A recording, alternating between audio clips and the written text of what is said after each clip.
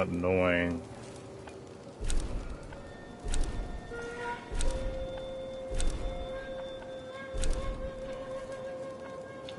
Where did I want to go?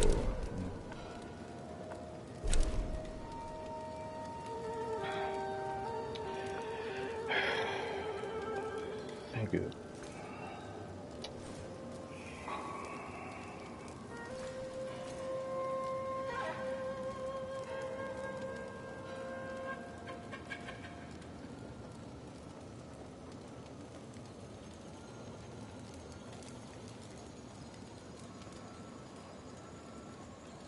That's annoying, man.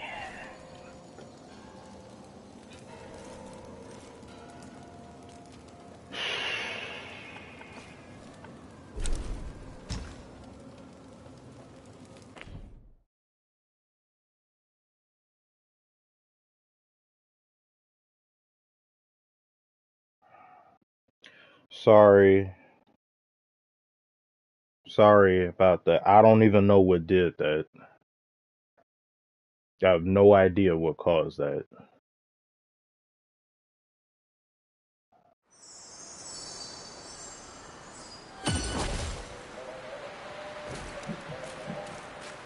This is to people that's watching. This is one of the reasons why I don't stream often. My internet is not good, and that has nothing to do with my power that goes out.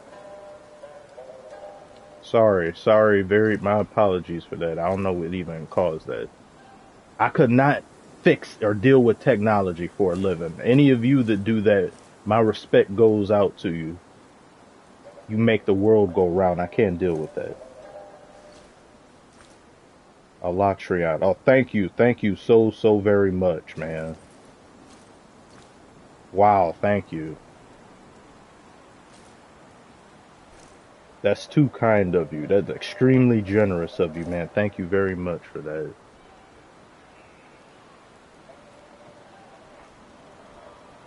And I appreciate you for being around a lot. I see you comment a lot. Alatrion, thank you very much. Means so very much, especially dealing with stuff like that that happens. So amazing generosity, man. You know, nobody go out of your way to send anything or something if you don't feel pressured or anything to do something like that. I don't want to waste people's goodwill because I've been in too many.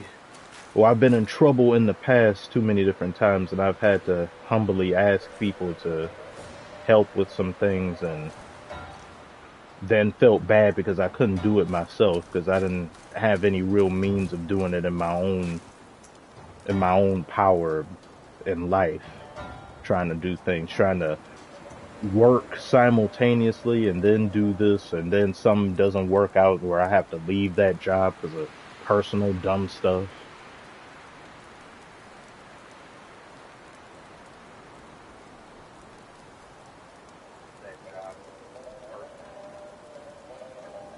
Thank you, John Smith. Thank you. A lot, you, and I try to watch and comment on every vid I can. You're just too funny. Thank you. Thank you. If I wasn't, if I didn't have to deal with so many different things that get in my way in my personal life and so much, I'd be a lot better at doing this stuff. I do a lot of this stuff dealing with stupid, ridiculous, unreasonable stuff.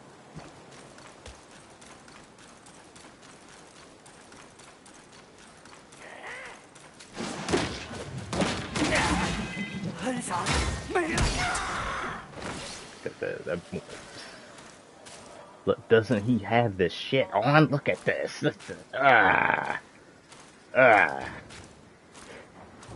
Outfit.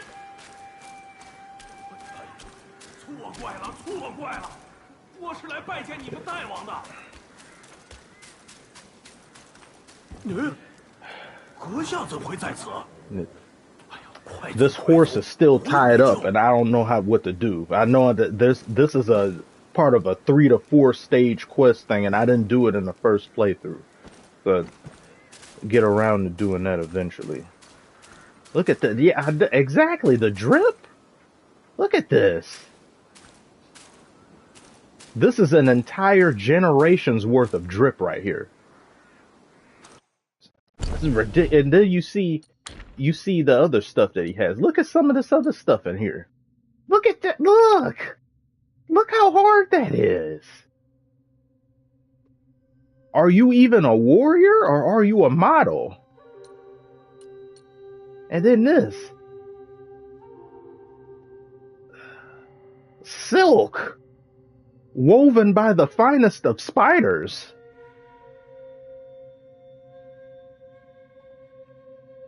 Yeah, this game, the opening alone, the man walks up to tons of heavenly deities. And then he's just, I know what it is. We're gonna deal with stuff right now. I have quarrel with you because you keep messing with me. You keep doing different things involving just my kind and just well the story of the backstory of Wukong is I really like that, a journey to the west and thing. But this is supposed to be after Journey to the West.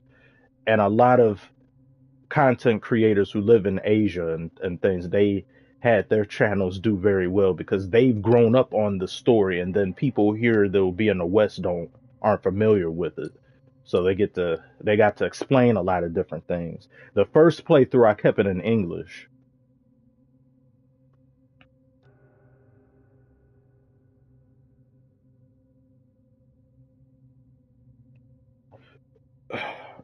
The shit man 2000 says, Commissioner, you're gonna make a video with Nicola Chamberlain. Something. Yeah, I have to. That within the week. Within the week, I'm gonna have that. If not tomorrow, the day afterward, because I have half of the footage for that already, and I was passively working on it.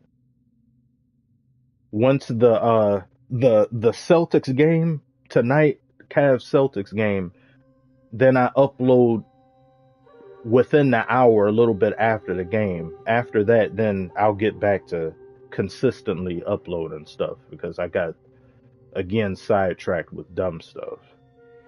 And then I have that. Then I have that. Like I said before, the stream messed up. I have this aura video that I want to make that I first talked about I think a month or two ago or more.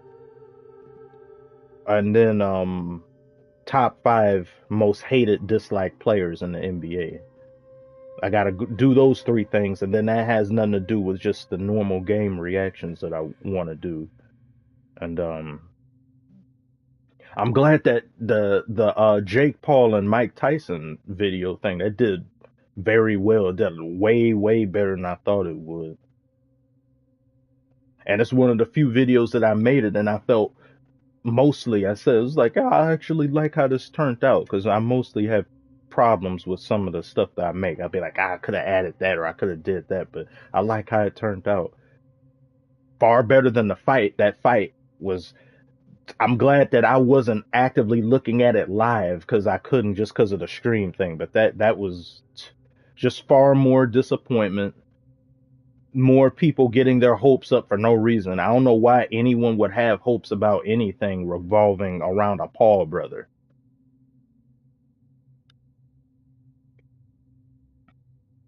Are you in New Game Plus? Yeah, this is first New Game Plus. And I know when you have to do 3 playthroughs of New Game Plus to unlock Wukong stance, but it's not, in my opinion, it's not worth it for something that lasts, what, 60 seconds? It should have been a permanent stance. For how amazing Wukong's stance is, that should be something that just actively stays on. Reward me for doing the game 3 times in a row with ever increasing difficulty. Make me feel as though that's worth it to do it 3 times, even though this game is worth it just playing it over and over, but it's like the reward isn't good enough. And they could easily fix that. That could be something that but I know they've talked about DLC and stuff for this, so I know they're gonna be adding things. I hope that's something they do end up adding. MMM certified. Said even the highlights were abysmal. It was horrible. It was absolutely horrible. This is the first this is the first Paul anything fight I've ever looked at in somewhat real time, because I couldn't look at it fully because the buffering got to the point that it just looked like this screen, except Wukong isn't moving at all. And I said, forget that. I don't care about, it's like whatever. And I said the fight came on so late. I knew there would be preliminary fights preceding it, but then to have it back like that, and then they said after the fights of people that I wasn't familiar with that were far better fights, at least what I could see, because it started buffering even then. Once those concluded and it was time for Tyson to fight Jake Paul, they said in 30 minutes. 30 minutes? What are we waiting 30 minutes for? So we just got through waiting all this time and now we got to wait another 30 minutes. What's the 30-minute wait for? I didn't even get to see them walk out. The buffering was so bad. It just went from a still screen to another still screen to them looking at, I guess, Tyson's promo or just his overall thing that showcases his career. It went from that to just they were in the ring. And then it paused for me permanently. And I said, I'm not dealing with this.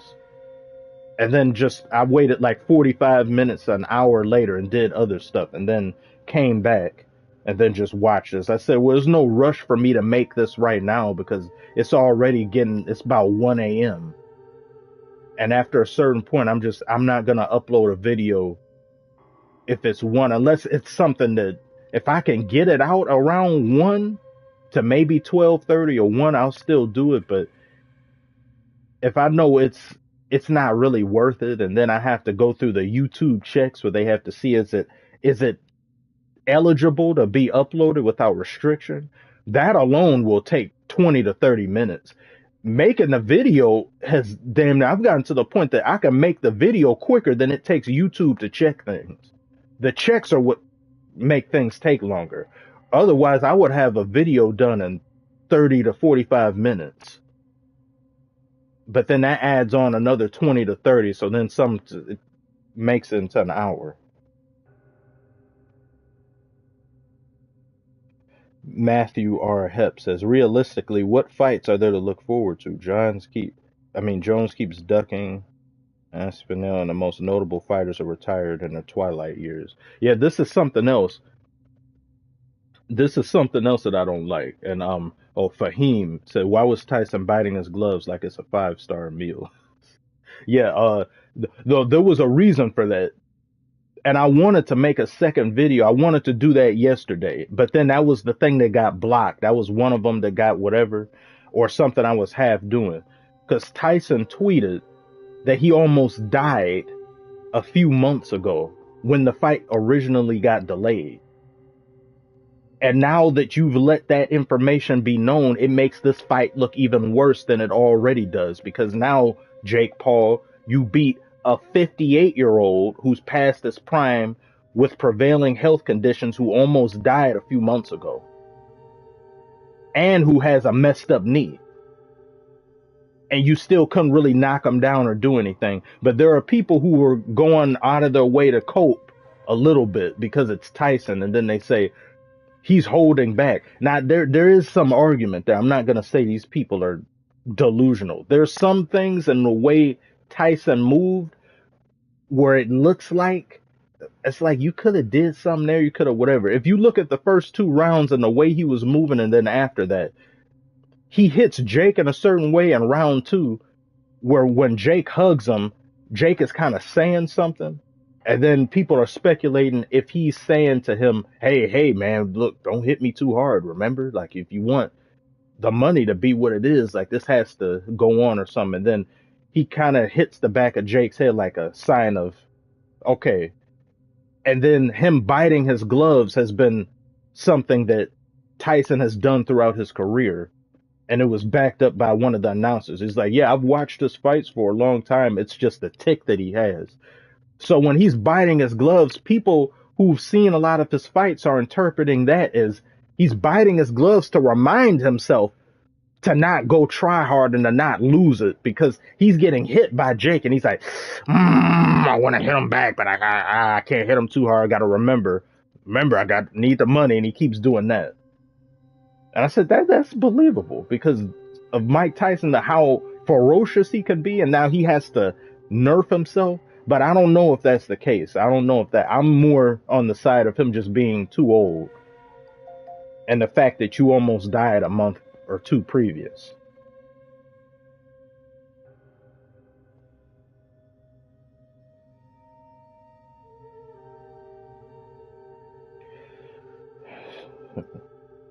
Cipher at 20 says, how you liking Wemby recently? W is fit. Yeah, Wembenyama's been playing better because he started off the year not playing too good.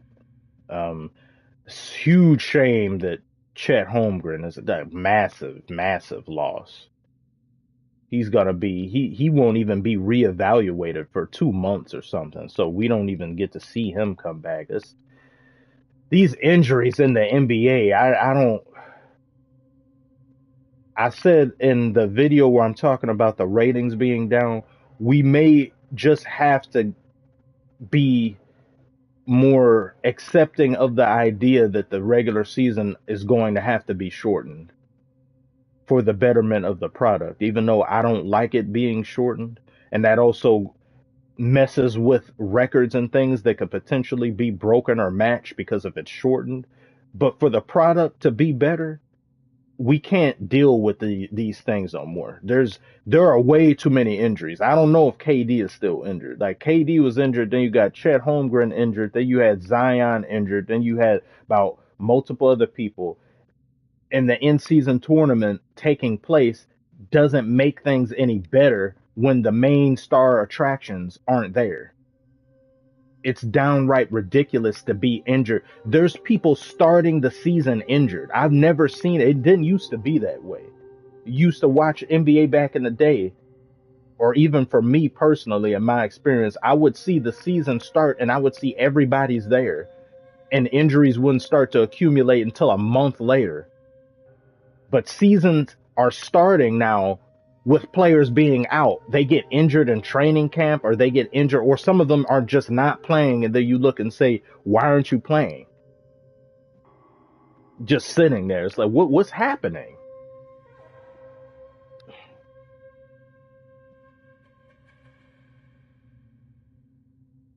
What's good, Commissioner? How are you? How are you doing, Fire Edits? How are you doing today?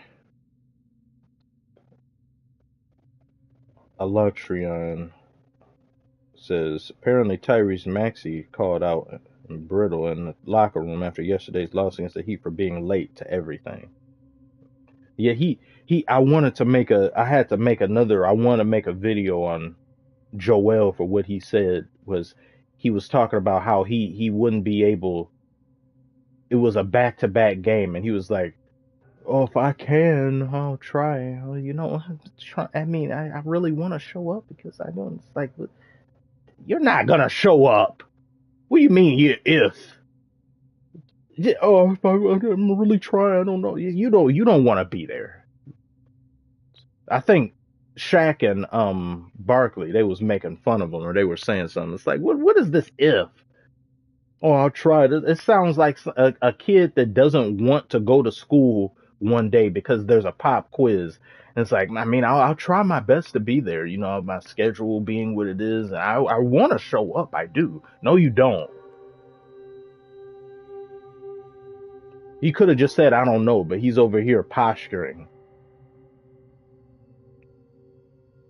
CC Motion 1998.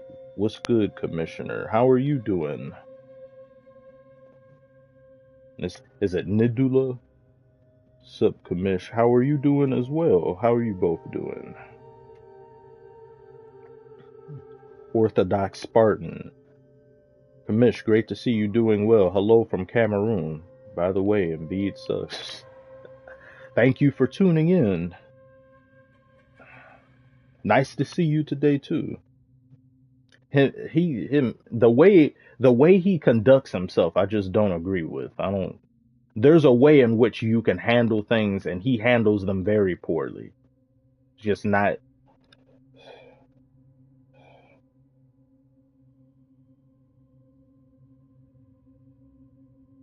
Jason Sidwell says, Commish, you should collab with a good animator to take your biggest hit videos and make an awesome tune clip for your channel. Well, that's something that's interesting. That's something I could.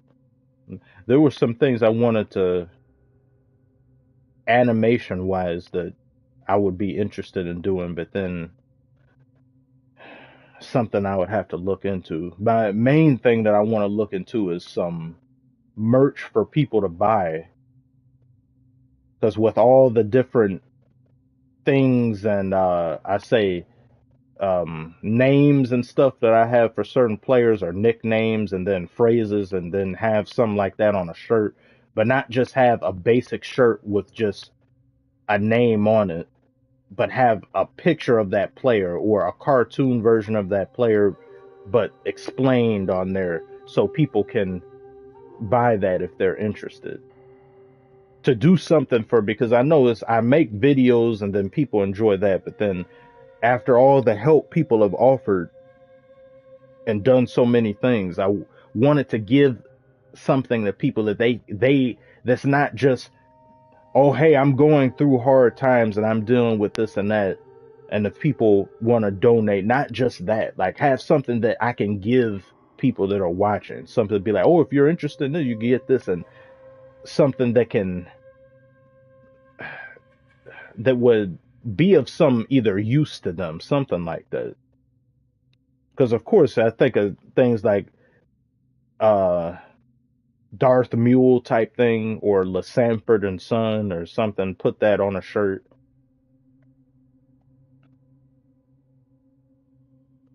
But then I want to make sure things are done properly, and it's not something that people getting their orders unfulfilled. Because there's plenty of YouTubers that'll do a clothing line, or they'll do some type of merch, and then orders don't get processed or fulfilled, and people will say, "Where's my order?" Where the YouTuber will get the money, but then they'll say, "I mean, I don't know. You got to talk to the third party person. It's not me." And then it's you don't go out of your way to fix or rectify the issue. And I don't want that to be something like, there's way too many YouTubers that do that. Hey guys, buy this thing, and then people buy it and get nothing from it. And it's either that with faulty merch, or that time that, are NFTs still a thing? Because once I heard about that and saw that, I said, that is stupid. That is lame. And YouTubers started getting their people or subscribers to buy useless NFTs and crypto. That's the best thing we can come up with. A big platform with plenty of people tuning into you, and the first thing that comes to mind, like Logan Paul shit, crypto zoo and all that, crypto this, crypto that, shit that doesn't benefit anyone or doesn't add to the world. We could, all these things that we could think of, and the first thing we go to is crypto and Bitcoin. That's all we can think of.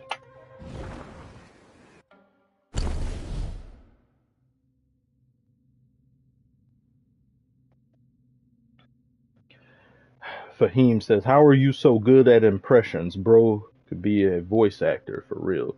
Yeah, I've gotten a lot of people say I should be a voice actor. I've been hearing that for quite some time. Because I used to go to acting class. Well, not, well, yeah, they help you with it. It's not necessarily acting class. It was a performing arts program, and it's a prestigious performing arts program, and you have to act your way in there and be selected. And I had and that was when I was still in school. That was my last few years of high school. And it was I ended up going to a statewide festival. It's a thespians festival where they have tons of events there, and then their biggest event was acting or performing a monologue for a room of people. And a room of in this room of people were college scouts and recruiters from some of the most prestigious universities in the nation, where you can get scholarships for just the dramatic arts. And I didn't want to go up there because I knew my grades weren't good, because And I'm like that whole time in school, it was, I got depressed to the point that it was just class clowning things, and then school I didn't care about. But then I turned things around and stuff became better. But they look at the bulk and entire grade, or the cumulative number of your grade. And I said, they're going to look back and see I did not give a damn, and they're not going to accept me. But then parents of kids and all that and other people like, oh, go up there, you're so great, you do this and that. And I went up there, it's like, I don't want to go up there because even if I do well, they're not going to give me a scholarship. And then I went up there and won and still lost because they saw my grades. And I had offers all over the place. I had um some stuff from schools in LA and things like that. Some of the top things you can think of. One of them was it Juilliard or something, I don't know, but with the best performing art programs in the nation. And there was some other things from Select that was like abroad from other countries. And then everyone rescinded their offer because they saw my bad grades. I only had 2 schools out of 40 that had offered me something that stayed. And then the 2 that remained, they told me to go to community college. And I was upset and angry because I just looked at performing and art as separate from school. I said this shouldn't have anything to do with that. So you're grading me on something that isn't, but whatever. I understand this is a school thing, but that was one of the most disappointing days of my life to have all these things offered and then everyone takes it away and then they say your grades aren't sufficient.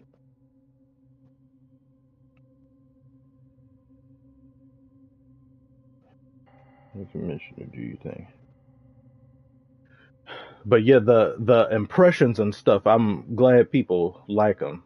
But I came into the class because I wanted to get in there. You got to perform a monologue. Like I said, a monologue that I did was they give you a random one. You don't have the ability to pick, and mine was from Charlie Brown. And then I said, oh, this works because I identify a lot with Charlie Brown. Charlie Brown is basically the hallmark of early stage depression for some kids in a way because of just inadequacy and just not feeling as though they fit, can't do anything right. The doors are ajar for them. And I said, yeah, I identify with Charlie, man. I saw the monologue and then I performed it. And then I used the very paper that I had to read the lines as a prop, where I used it like I was reaching into something because he was reaching into school lunch to eat something, and then it was just something unappetizing to him. So I acted like the paper was that, and then I ended up getting in. But there were some things that they did teach me in there. There was tons of info. They taught me more things in stage hands and orchestrating a show behind the scenes and all that than actual acting. Because they said when I performed certain things, they was like, I mean, there's not really anything. And they were like, you're one of the most gifted students we've ever had. But they showed me how to even improve stuff that I was doing because there's things where you got to project your voice more. You got to block yourself certain movements.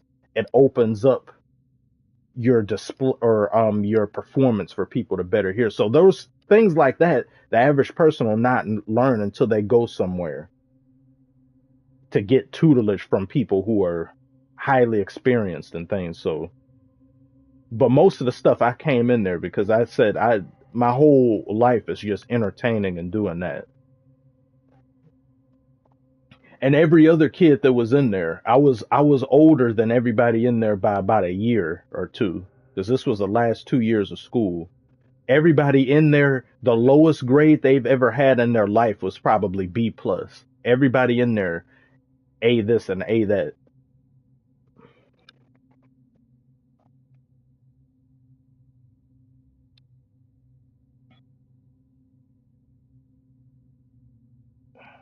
Outside the matrix, you're living your calling now, bro. And entertaining us 50,000 K months. Thank you very much. Outside the matrix, Pedro, how are you doing today? It's funny because I never wanna. If you see the first videos that I was doing on my original channel, that's not this one, I had some NBA content there because basketball is still my favorite sport, and but I wasn't committed to doing it. I was just kind of bouncing around talking about different things. But if you look at those old ones and then look at to now, this isn't this whole channel and just starting out here. I had a whole multi-year failure of that original channel. So I came in here with experience of that, and then some people were saying, how do you only have this many subscribers and you're doing this? So it's like, well, they don't know I've been failing for years on that other channel, not doing stuff right.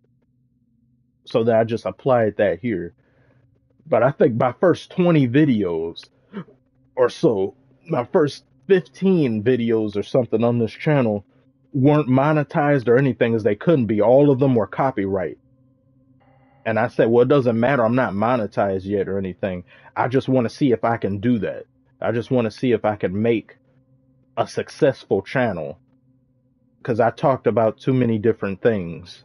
And when you talk about, and anybody wants to start a YouTube channel, you can talk about different things early because it's just experimentation. But when you start to accrue an audience, if you are talking about three unlike subjects, people just aren't going to care, not going to understand that. You can't have three different unrelated things and expect people to pay attention. People are going to tune out. And that was the mistake I was doing. I was over here talking about music, talking about anime, talking about movies, then political topics, then something else. A lot of those things don't have anything to do with each other.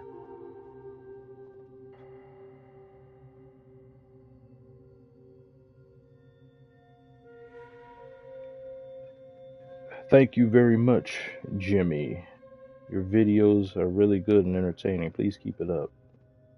Yes, I certainly will. Certainly will. Hayato Ichimonji, I think. Hey, Kamish, you watch anime? Yes, I do. I have a separate anime channel that I haven't uploaded on for now over a month, probably 2 months now. But I was gonna expand it to where it's not just anime; it'll be about movies and stuff. But if you look on my channel somewhere, like the bottom, you'll see it's just called Dynamo. But I need to do better with that. I want to at least have 2 videos a week on that channel, but every single time I get sidetracked and I mess up with just things. I try to do stuff here, and then this is something that I wanted to avoid. I wanted to have multiple. I wanted to have one channel where I could talk about a bunch of things, but it's not realistic. Can't expect everybody to want to tune in to a bunch of unlike subjects. This is the first time I had a channel where I focused primarily on one thing, being basketball. And then I'll occasionally, if I do, it'll be sports. I talk about other sports on here sometimes, more so in the future, but anything branching out will probably just be hip hop related, like I did with the Drake and Kendrick stuff. But that said, I'm not going to go too much different. Maybe a random video about something else every now and then, every blue moon, but I'm not going to have anything too different. It'll primarily always be basketball as the foundation here in the NBA, occasional other sports, and then some hip hop and stuff, and that's it.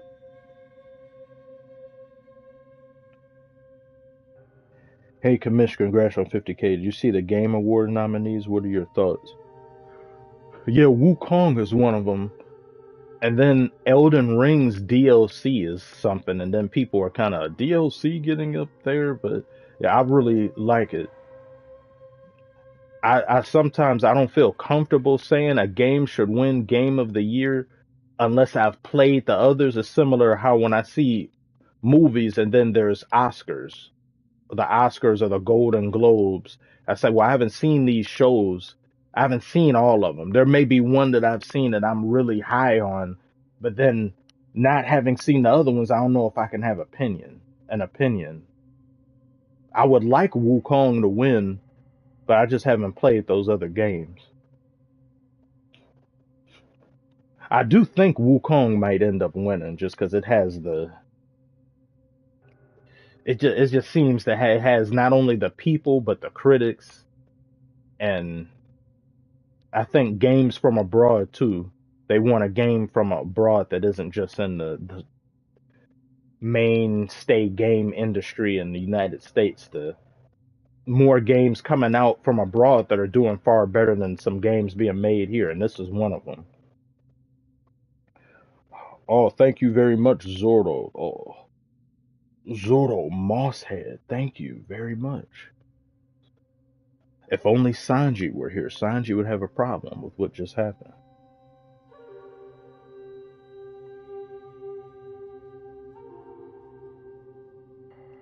Not gonna lie, I'll be honest. I think Astro Bot will win, but I would be glad if Wukong wins. Yeah, I have through Game Share with a friend. I get Astro Bot, but I haven't played it yet. This is the longest I've probably played a game other than me just passively being on editing, and then I'm in the chat with friends, and then I'm just editing this. My overall just playing of games has diminished a lot because YouTube, as things have gotten more, um, I've gotten more serious with YouTube. I've really departed from a lot of other things. A lot of what other little hobbies I may have had, everything is more so gone into this.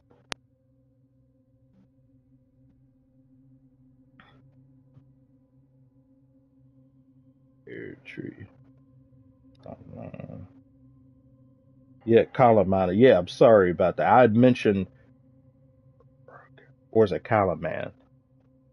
Yeah, the Jokic video. That will be this week. I try to have it this week. Anytime personal stuff gets in the way and dumb stuff happens, that's the only thing that messes up. Other than YouTube itself, YouTube will be a big contributing factor because that the Jokic thing was one of the things I was working on too. But then now I have to do it a little bit differently because it got blocked. And I had a was that a Pistons video some time ago, some days ago or something that got blocked. And if things keep getting blocked after a certain point, I just say it's not really worth. I'm investing so much time and energy into something where if I have to change my vision too much for a video, I'm just not gonna. I was like, either I have to do it entirely different, but if I'm really emphatic about the idea, then to have to scrap it for something else, I say, yeah, I may just not end up doing this because I'm the passion and energy just isn't the same now that I can't do it the way that I want. Oh, thank you very much, Jimmy. Jimmy LM27. Thank you very much for your generosity. Sending love from Canada. Yeah, my main friends that I have, they from Canada. Actually, all of them are from Canada, basically.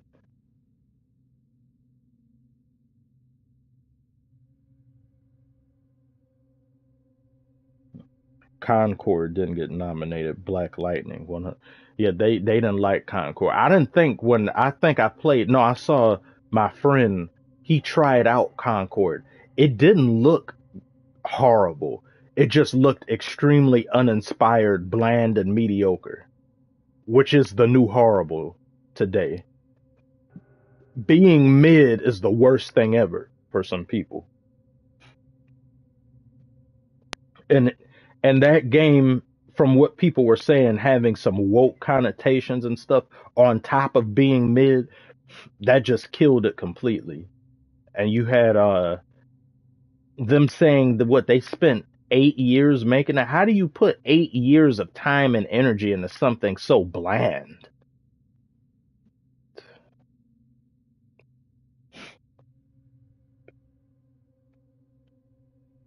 Little Prince CJ, you think it's probably the copyright system?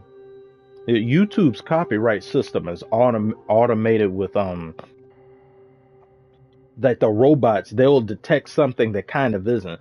I've had parts of videos, you can have a whole video copyrighted for just 5 seconds.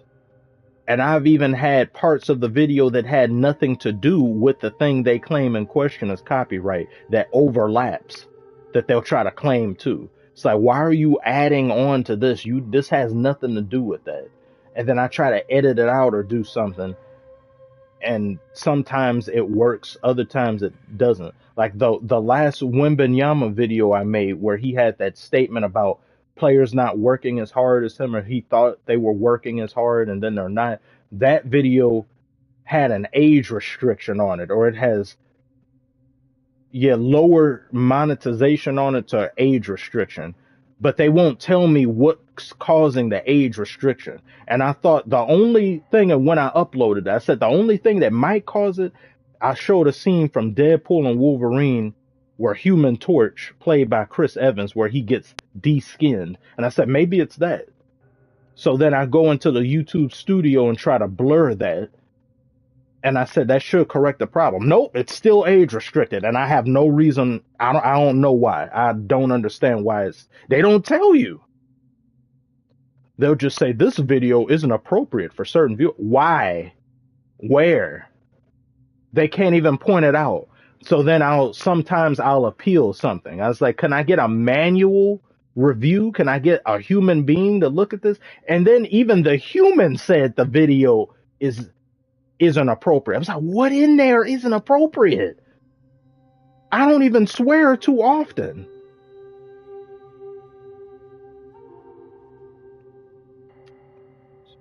The whole scene is completely blurred. You can only tell what it is on like the little sides, and it's still age restricted. I don't get it.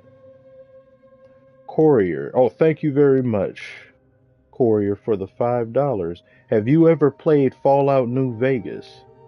I haven't played New Vegas. I heard that's the best one, isn't it? I played Fallout 4. That was my first Fallout game I ever played, and I don't think I finished it.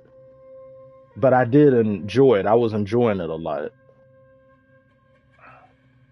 I like now I've forgotten some of the terms in the game, but just the VATS, or the individual things that you put to just charisma and all that. I really like that. And the environment too, I liked it. And I liked the old music that was there. I used to play was that Leslie Gore? I think that's Leslie Gore. The don't they know it's the end of the world? I used to walk around the wasteland playing that, and then some others. I like the soundtrack that they have, but yeah, that's the only Fallout game I've played.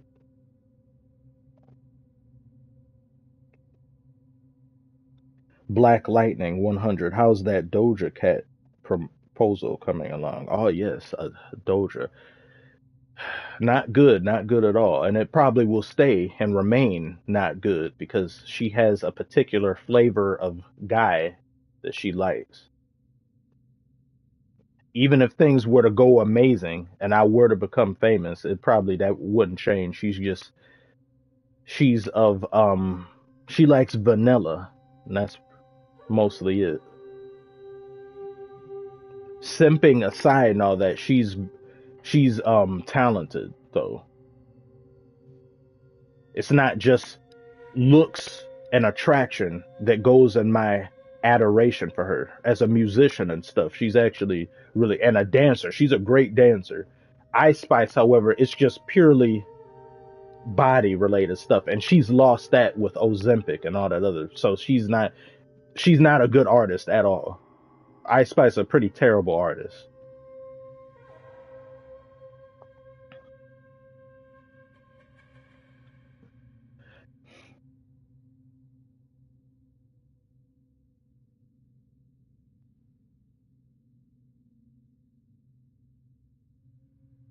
Yeah, she likes that vegan vanilla. That's a prop that I've encountered. This has happened to me now. Well, no, this has happened with the Doja thing. That's probably just unattainable anyway. But in my own personal life, I have I've had interest in two different girls that were black, or that were mixed with something, that don't like black people. But I didn't know it until later. And it's just a website, but why? And that keeps happening. It's like, what is that? And then there was some other girl I saw on social media. She do something, and I was like, oh, who is this? And I saw that, and I don't normally follow. No, I don't follow anybody just because they look good. There's no point in that. What am I? I'm following you to look at something I can't have. I don't do that. But then I looked at her thing, but as I saw more videos of her, this girl too only likes white. I was like, what is that? Is that a curse of mine? Is that just constantly a the one in real life though, that was painful. But it made me feel a little bit better because then at least I know it's like, oh, it's not just a compatibility thing. She's just not interested in her own people.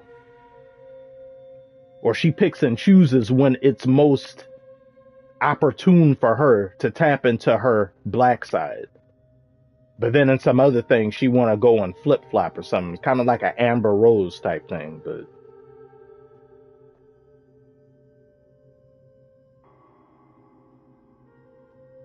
big MGM, pretty sure there's a joke there, but I don't know if I can make without being canceled. Yeah, it's probably too risky nowadays. It's too risky. There's some things that can be out of bounds, but in general, people are too sensitive now. Being a comedian, if I was a full-on stand-up comedian, there's a way it could do it. Like, but it's just there's people find fault with so many things that people say now.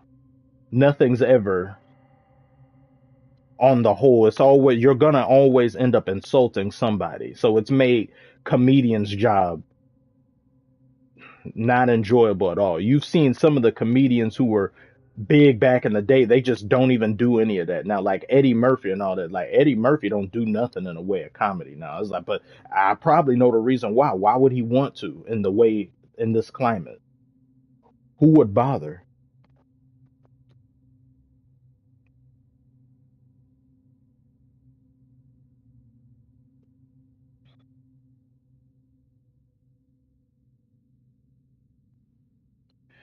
Oh yeah, yeah, this is something here. This is I was going to actually make a video about this because my disgust is so high, and this has nothing to do with basketball. What Pedro said. Thoughts on Kai Cenat working at McDonald's trying to settle a 9 to 5 versus streaming debate. These streamers are out of touch. Yes, they are very much out of touch. Very much out of touch. Now, I barely stream. I barely stream. And this is something I'm going to try to do. I want to stream at least once a week going forward now. But in just talking, there have been some times where after the stream where I say, oh wow, I spent a lot of time talking. Yeah, that's something just because I'm not used to it. But then um any feelings of me feeling tired or just lesser activity and me just being like they diminish after like 20 minutes. And I say, yeah, it's a little bit of work. It's not really a 9 to 5. You're gonna honestly sit here and say that what I'm doing right now is harder than a 9 to 5 when these people can't make their own schedule. And they like Kai Cenat, it's not about him in particular. Because now if you're doing Kai Cenat level things, yeah, I would say that's harder than a 9 to 5 because you got to plan and orchestrate all of these things. You got to keep people entertained. You got a lot of moving pieces. You got to come up with content every single day while being on stream for 8 hours or more with people watching.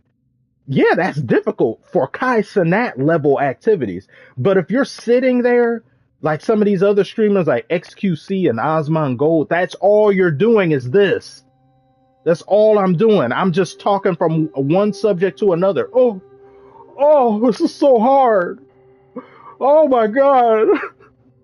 People are watching me.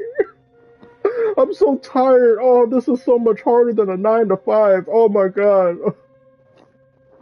People don't understand having to talk, having to enunciate, having to speak my mind to people. Oh, it's so much fatigue. I can't. I need to retire. Please, everyone, help me.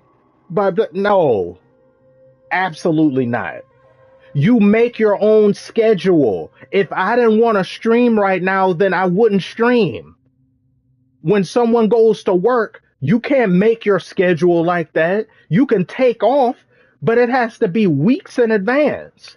You don't get to just tell your boss, I'm not really feeling it right now. I have to leave. Like in most cases, no. You get your ass back over there and start working. You got to get up in the morning and do something that you don't want to do. And you got to do it for 8 hours. And then you come back and then they say, well, at least when they come back, they have all this time that they're not doing just to do it again tomorrow. If you don't want to stream tomorrow, you will not stream tomorrow. And if a 9 to 5 is so much easier than streaming, stop what you're doing right now and go work at a 9 to 5, but they won't do that. If you told these people, if you told some of these idiots that said that, these same brain dead streamers that are saying a 9 to 5 is harder or not, or is easier, tell them right now, give them the amount of money that they make at that 9 to 5. So they make the same, whether they do streaming or 9 to 5, they still won't do a 9 to 5. There's somewhat of an argument depending on what type of thing you're doing when you're streaming and all that, but in most cases, no. The XQCs and Osman Golds and Hassans and stuff, you're just sitting there. You're not doing anything.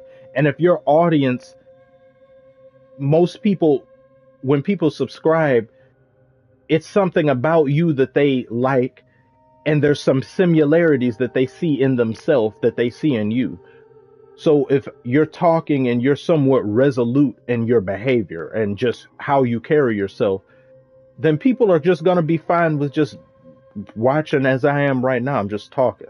But now if you were early, I show speed and you're over here doing all that, then yeah, that's going to be difficult to have to maintain that for 8 hours every single day, where you're going to have to crash out for 8 hours for 7 days a week. Yeah, that's going to be mental fatigue. Don't do that.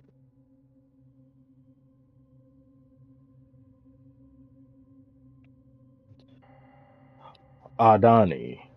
Speaking of streamer downfalls, I'm really enjoying the Johnny Somali chart. Yeah, he needs to get the hell out of here. There's so much garbage. There's so many garbage individuals that need to get. I can't stand how there's like Jack Doherty's and all of them. Like Kick is such a disgusting place. For the longest time, I've wanted TikTok to get the hell out of here. I've secretly want them to ban it. When they were talking about getting rid of it, I was like, please get rid of it. But then that's hypocritical in me saying that, because let's say for whatever reason they decided to get rid of YouTube. I'd be like, wait, no, don't do that. There's people that have whole livelihoods they've made on TikTok. It's just as a whole, I think that app has provided more negative than good. So it's hypocritical, but I'm seeing the effect that TikTok has on just kids. Even my own little brother, where we've gotten messages from the school where they would say there's this new TikTok challenge where kids are destroying school equipment and all that. They would not be doing that if TikTok didn't exist. But Kick is way worse than TikTok. If I had to choose right now something to Hakai immediately, I snap my fingers and it disappears, I would choose Kick. Get it out of here. Quick as hell. I'd immediately get it out of here.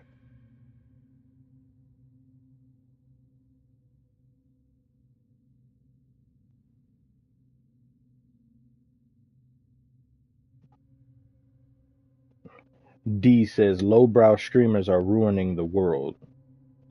I tell you right now, if I'm ever, if I'm ever, and this is for me, if I go somewhere to a restaurant or I go somewhere in public and I sit down and I hear, yo, chat, I'm leaving the area immediately. These people are pests. They are mosquitoes. I don't want to be in the vicinity of them. I don't want to hear that. I'm immediately vacating the premises. I don't got time for that.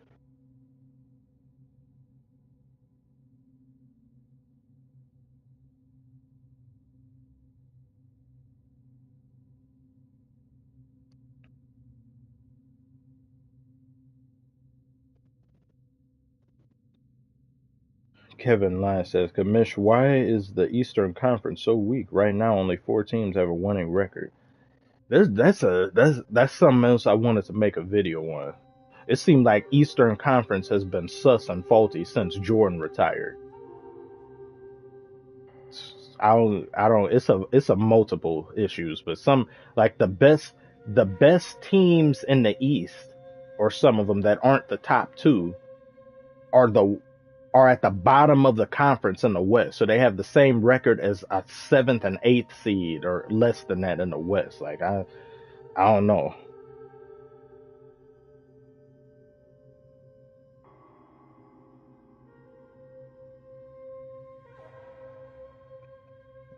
I barely watch streams, honestly. One of the rare times I'm watching a stream today. Oh, I thank you. I appreciate you for tuning in.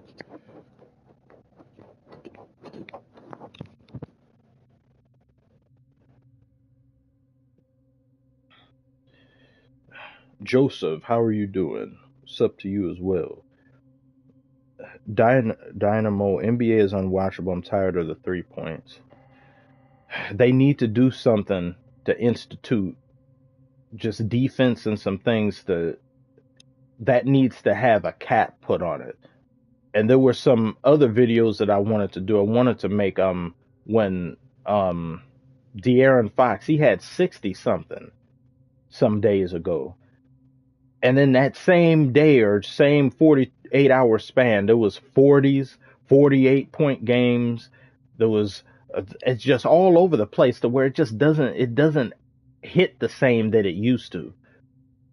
It's not every day you would see somebody scoring 40 or 50 points. A game is supposed to be special, but now it's just everyone. But then the ones who glaze the hell out of the NBA and players being stronger and faster, it's like players are more talented now. It's like, but defense is worse than it's ever been in NBA history. There's no way to deal with these people.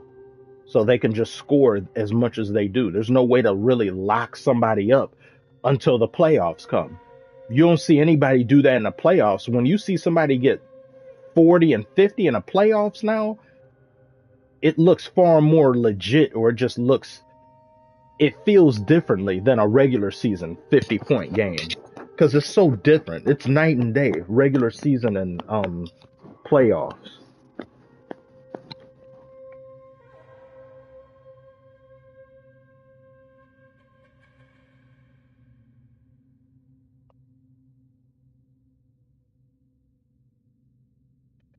Fahim, will we be invited to yours and Doja Cat's marriage?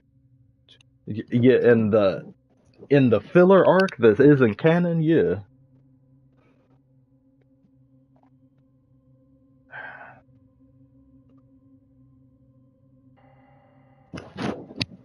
Maybe one day. That's just not gonna be possible. It's going on now. I think over 2 years. I sent her a message because wonderfully, it's like sometimes people get lucky. Somebody may respond to a message or something, but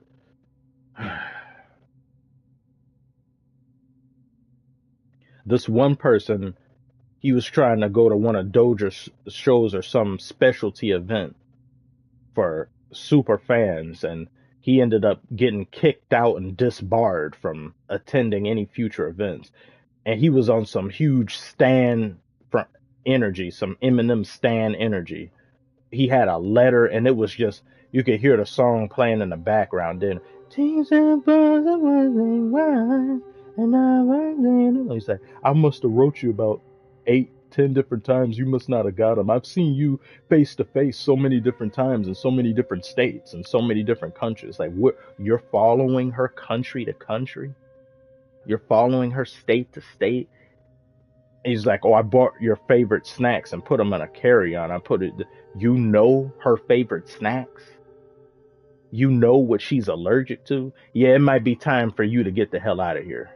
We may have to just keep you away from her permanently. That's not good behavior."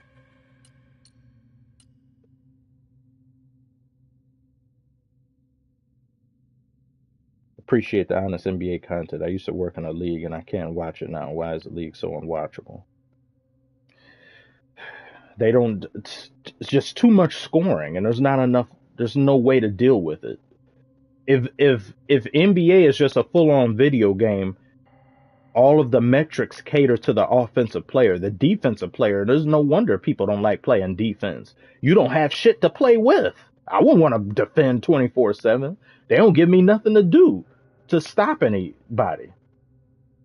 The offensive player can break rules every possession. Zero step and flutter step and all these things, just traveling. Every other thing is traveling. A gather, a carry, every single possession. Travel, travel, carry, carry, and then the defender's like, so I can't get in front of you. Get in front of us, a blocking foul. Or you do this and that. You can't disrupt his movement. Oh, you're in his landing space and stuff. The landing space, though, I understand because that needed to. I got tired of seeing players having their foot up under the shooter and then the shooter lands and then twist their ankle or they go and land awkwardly. It's like, move.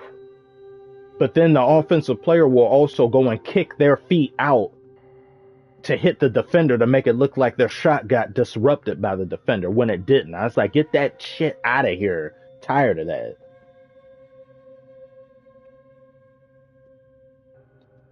D, yeah, big stalker vibes. Yeah, used to, yeah, that we can't do that. That's way past the point of simpage. That's just obsession.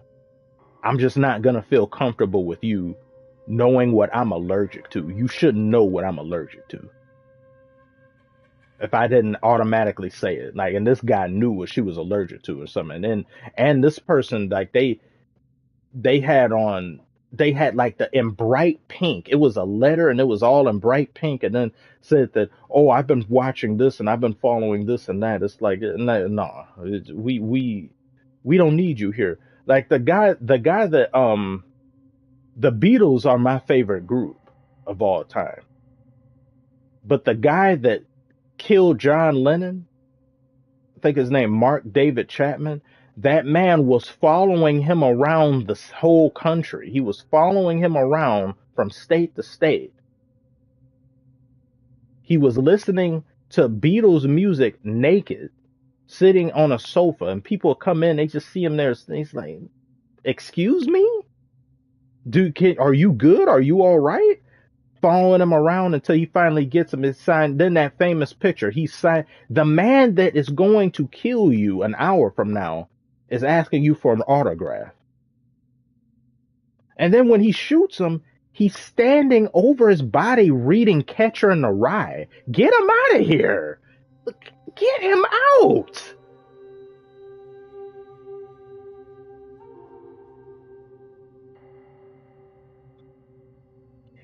Hey, Kamish, once again, congrats on 50K subs. I hope I'm doing better. Keep your head moving forward, being successful and authentic. Thank you very much for the donation, little Prince CJ. Thank you.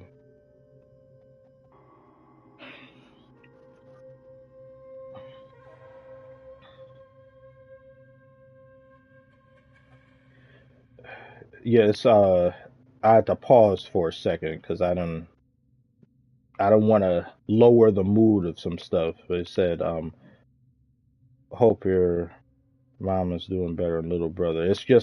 It's my little brother and grandmother. I've been dealing with my mom passing away now for 4 years. So it's just myself and myself, grandmother, and little brother. That's all that's in the way of family or anybody that I have. So, um, and my little brother doesn't stay here all the time. His deadbeat father, who isn't the same father, he's not the same. He's my half brother technically. His father has one custody of him, and he gets paid and all that to have him. So yeah. So he spends half of the time, but he still spends more time over here than he does over there. But so he's over there. So it's mainly just grandma and I. And that's one of the reasons why I made this channel, because I didn't have, it was just me. It was also a desperate attempt to try to make something out of nothing, because I spent so much time, stuff not going right and things not going well. And I said, let me try one more time and hope that things work out. But I ultimately want to get to a position to where I'm not subservient to an idiot because he goes and it's whatever he wants. And that's something that I have a problem with the way the judicial system is. And that's something that I want to use my platform for, that if I'm privileged to have in the future, to try to get some laws changed. Nobody, if you have a little brother or something, it is not right for them to then assign your brother to a stranger if that person isn't in their life. So if you don't have a relationship with that parent at all and they're just on their own doing whatever, and you can count on one hand how many times that parent has seen them, that's a stranger. The kid doesn't know who that is. Yeah, by just technicalities, and yeah, that is technically their father and or mother, but that's, the kid doesn't know that. I don't know who you are. So once that other parent, if something happens to that other parent, you as a brother or you as a grandparent and or nephew or anything, if you've been living with them, growing up with them their whole life and raising them, nothing you say matters because you're not the parent. So let's put them with the stranger. And them have it, because my little brother has autism too. That doesn't matter either. So let's just move him and put him over here with the stranger. And he's doing it only for the money, because he gets almost, at this point it should be $2,000 a month. He gets $2,000 a month for taking care of him, and he doesn't do anything. He has no relationship with him. He's just in the house with him.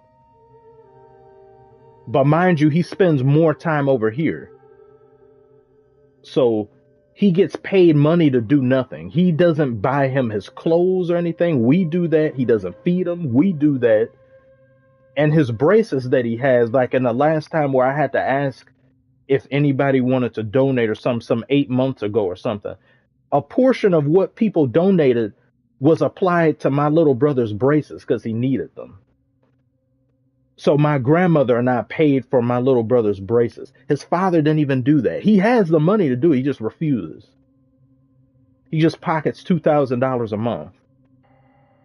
And then I have to put up with this idiot until my little brother is 18, because I can't legally do anything about him. He's bad and he's horrible, but he doesn't abuse him physically. And the fact that I had to hear the counseling officer, I had to hear the person's like, I mean, unless he's on drugs, I mean, well, he is. Well, can you prove that? I was like, well, yeah, kinda. It was like, well, unless he's that or in jail or he is abusing your brother, then we can't do anything. I was like, so he can be negligent and leave him at home and tells him to cook stuff. And my brother is like, you're telling an autistic kid to cook food for themselves who's never done so before. And I have to just deal with that, knowing that he does whatever. And I can't, nobody can do anything or say anything to him. He calls every other week or two with intimidation and threats to grandmother. And she won't let me talk to him. And I even when he shows up to pick him up, I try to avoid him, because if I am face to face with him, I'm going to lose my temper, because that is an enemy. That is an op. For the rest of my life, I don't think I can forgive him. I hate that man. That man is the sole reason why stuff is as bad as it is. It's just normal life and things. And like, he's a halfway contributor to everything. So my main goal that I want, if I were to become a lot bigger in the way of just reputation and people and like have something, I would use that thing and say, these laws need to be a simple change. You do not automatically have right an asylum over a kid just because you are the parent. If you have no relationship with them and they can't recognize you, get the hell out of here. I don't care if that's the father or mother. Don't nobody know who the hell you are. And we had to, when we lost custody, we're over here looking at this stupid ass judge say, oh, why is this hearing even taking place if the father's in the courtroom? He's not a father. He's never been there. He never wanted him. Like, who are you to tell me that I don't matter? Who are you to tell my grandmother that she doesn't matter? You just sit there on a desk and ruin people's lives every single case. Next life ruin, next life ruin. Put a kid with somebody that they don't have any communication with, any type of compassion or anything with a medical condition and autism, and then expect that kid to turn out right.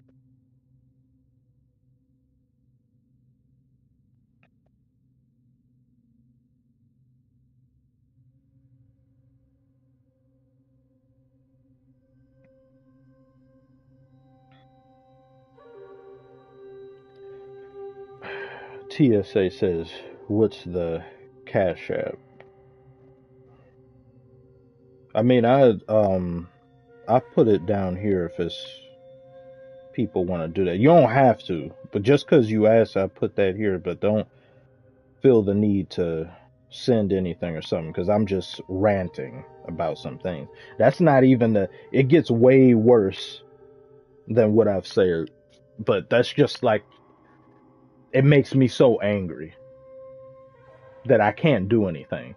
I've had to sit here and listen to him yell and berate my grandmother, and then I can't say anything about it because he's the father. Because you do all of this out of love. You want to keep your loved ones with each other. So I didn't even have time to mourn my mother with this man coming out of nowhere and doing that. And he tried to take him. We had to call the police, and then he goes and scurries away. Had to call the police to get him out of here.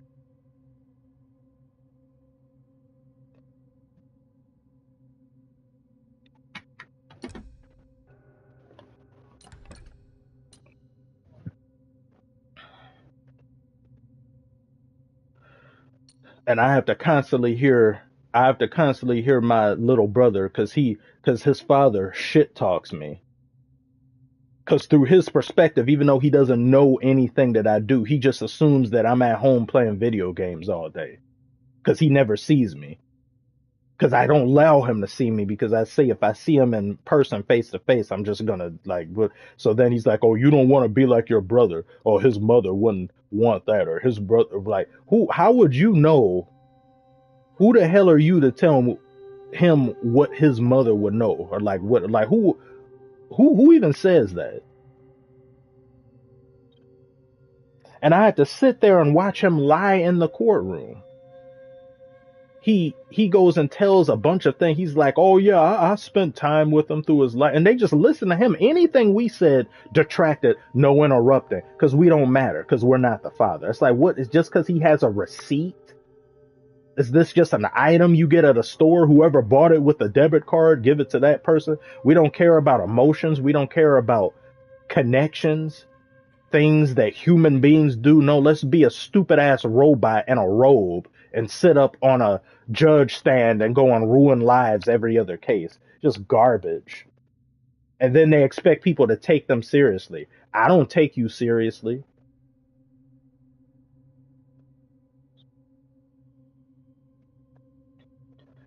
They're lucky that that custody hearing happened during COVID. So it was, we had to do it by remote Zoom thing. And I couldn't say any. I was like, "Can I please say anything?" I'm telling our lame ass lawyer that conned us out of thousands of dollars that it was like, "Can I please interject? Can I say something?" Because he's lying. He's like, "Oh yeah, I used to be in his life. I used to take him to McDonald's, him and his mom." It's like, nah, mom ain't never been somewhere with your lame ass. Go to a McDonald's, gonna make shit up to the judge, and the judge is, you're just listening to him. Yeah, all right, okay.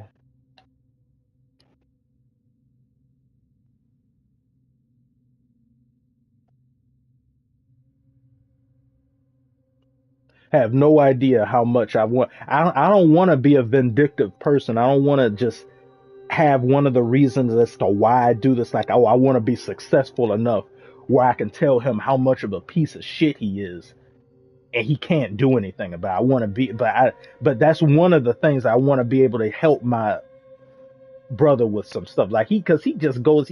There's nothing that there is nothing there in the way of relatability or compassion that he has. That's another way in which people's lives get messed up because you put them with a parent who have different values than them and have nothing in the way of similarities to them. Different household, different set everything. My little brothers used to celebrating holidays over here. His father don't believe in nothing, don't care about nothing. And when he tries to celebrate something, oh, he goes and tells him when he was 10 years old, which was a couple years ago, oh, Santa isn't real, right? That shit isn't real. That's not like, who says that? He's over here making his Christmas list and he's like, oh, I'm so excited for this. Oh, yeah, that's not real.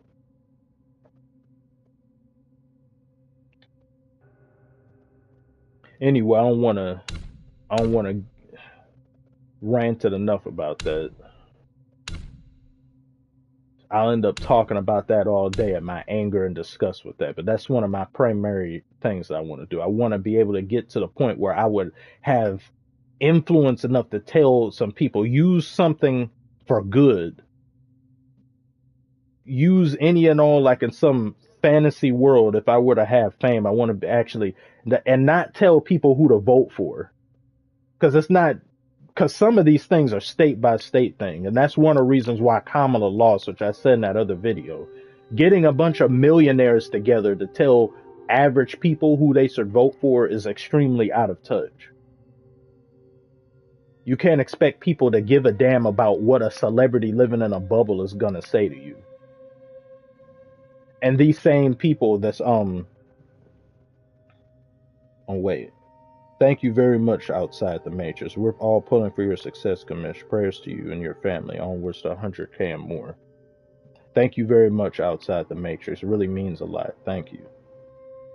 Like just picture like you have there there's I don't know if anyone's heard of this. There's a cruise that they said someone's doing. There's going to be a cruise to where they said people who don't like that Trump is president, it's like you get on the cruise and then the cruise will go for 4 years and it costs 200 and some $1,000, which is, it's still expensive as hell. But for 4 years, for 200 some thousand, I was like, that's actually a good deal for 4 years, and it's just a constant cruise. But the people who are taking this cruise, nothing Trump does will affect them. You're taking a cruise from a cruise. He's not making anything that's going to affect you. It's just average everyday people. It's the same thing if Kamala was president. They didn't like that. Nothing she does is going to affect people that can afford a $250,000 cruise. These same people that's complaining and they be virtue signaling and stuff like and like what during the pandemic, you remember those celebrities, they were over here singing John Lennon's Imagine if there's no heaven, no hell below. It's like, imagine all the people. Y'all in your mansion singing, imagine. It's like, I hope someday. Shut up. You're in your mansion with unlimited food, unlimited money, unlimited resources saying, oh, we'll make this together. Everybody will make. Please. Garbage.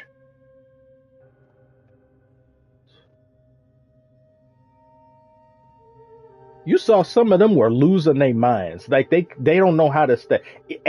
Average everyday working people are the ones who will always get the short end of the stick. They are the ones that end up suffering the most because they have to go to work, they have to take their kids to school, they got to do all these things that get affected by a pandemic.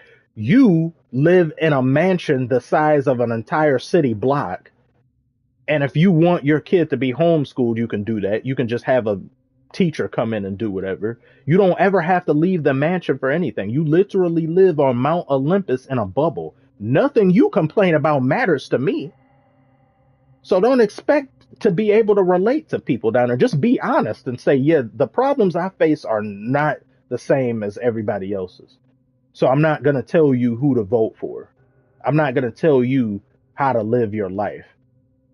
Some select policies, though, I think would be fine. Like something what I said with like the justice system and how they decide who lives with who after a traumatic event or the loss of a family member. Like that, I think that affects people, even famous people, because having money don't really change anything.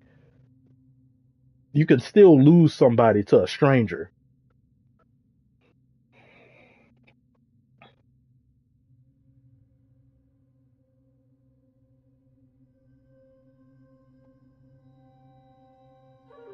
Yeah, that was Gal Gadot that was there. Yeah, a bunch of them. Like, dude, no, stop it, stop it. Uptown Wook says, "Love your videos, man. The way you break things down is unique." Yeah. Yeah. D says, "I've had a headache for 3 weeks, and I just went to the hospital. Kawhi would retire from this." Yeah, that's a lot. That ultimately goes into why I get so irritated and upset with the way the NBA is and some things there where sometimes I joke my way through it, but I feel genuine anger and malice sometimes for some players doing certain things like Ben Simmons, the stuff that he does and gets away with.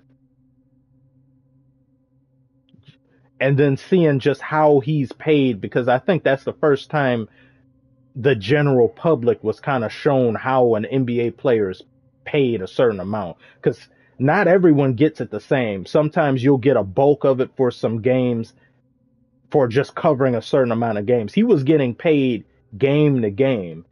So he was making like 200 to 300,000 per night for a game played. But he doesn't even have to play the game. He could be on the bench making $300,000. I would so quickly, if it were possible of me, commissioner, or to talk to the board of governors, I would remove guaranteed contracts so damn quick. It wouldn't even be funny. I would get that out of here. I am not paying you money to sit there and not do anything, especially if you're not injured. If you're injured, that's something else. A verified injury that can be proven with doctors and stuff, then yeah, I don't have a problem with that.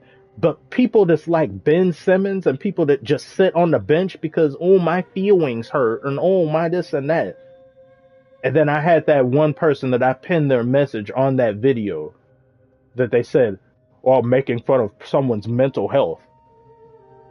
So it says a lot about you, huh? Making fun of somebody's mental health. But for Ben Simmons literally burnt money to the ground. He said, "I refuse to come back to training camp until you pay me the $20 million you owe me for not doing shit." Does someone with mental health do something like that? Expect money to be given to them for no work?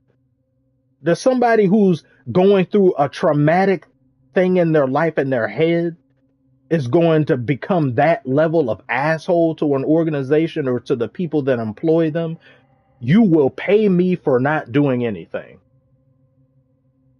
That mental health thing doesn't make sense there. You don't do that.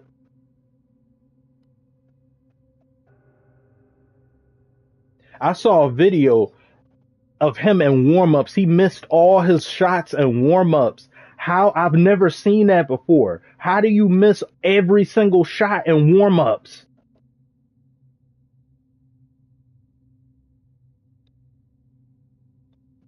Congrats on the 50. Bad at 2K. Thank you. Thank you.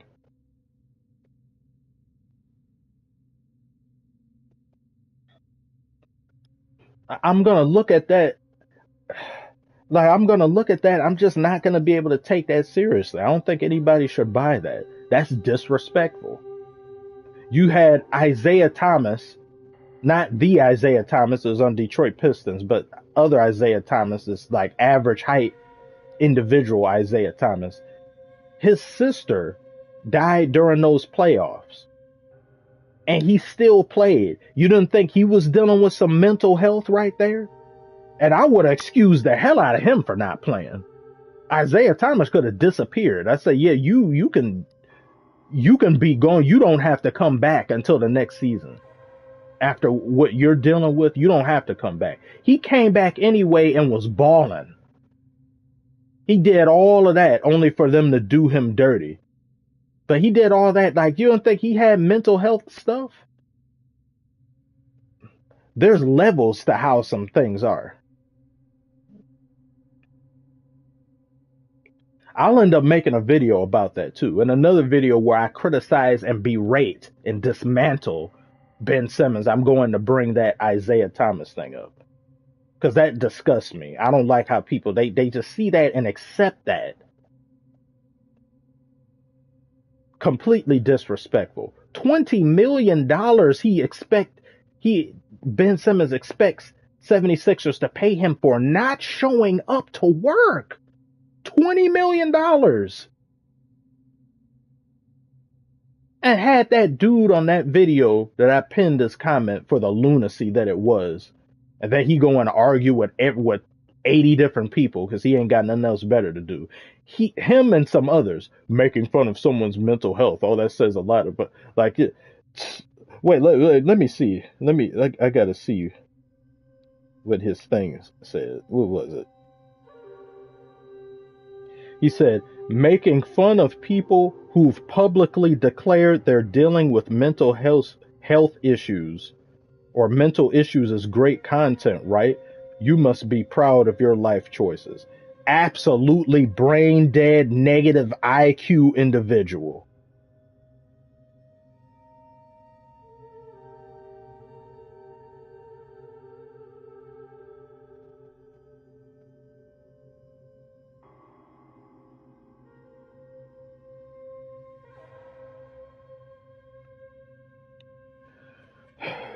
Thank you very much, D. Oh, yes, you will. Y'all will get that very soon. Like that's makes for good. Or you must be happy about your life choices. This man, that I can't, as somebody in the same, who, I'm not going to sit here and say that he isn't going through stuff, but I'm going to say how he deals with it and how he conducts himself is unacceptable and disrespectful. And whatever you're going through does not warrant that. How you carry yourself and what you aren't doing. I do all the stuff like when I was working at the movie theater, because that was I've only had, like, I had the two. I did a movie theater and then it was the bank. At the movie theater, I loved working there every single day, but because my feet are in bad condition, because it's some hereditary thing or something, like my feet were over here bleeding during shifts, during 8-hour shifts, and I'm still working. And it wasn't bad. It's like one foot in particular will bleed. I'm still working. Oh wait, just a second.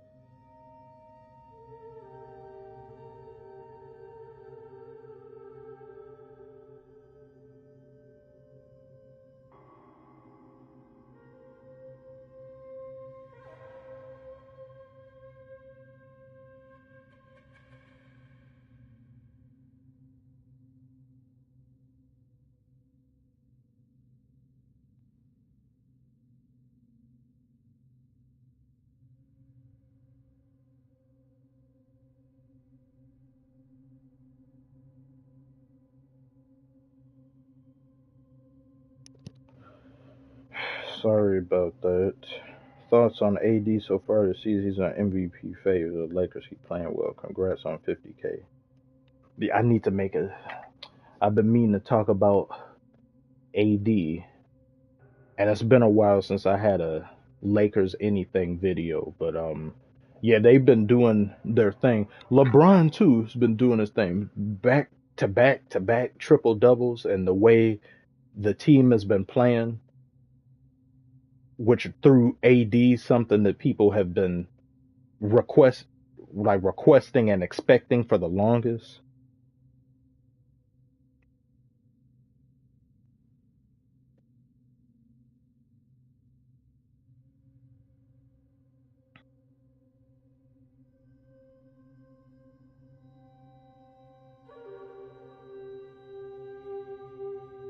Hold on 1 second. Got to fix something.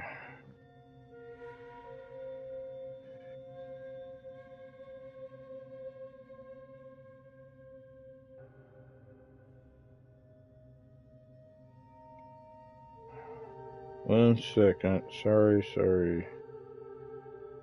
What's this messing up?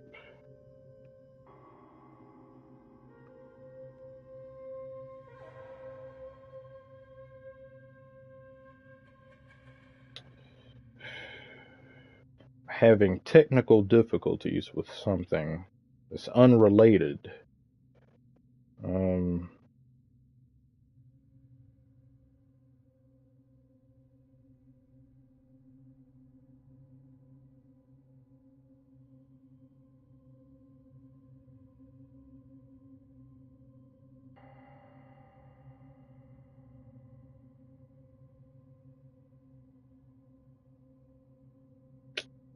uh,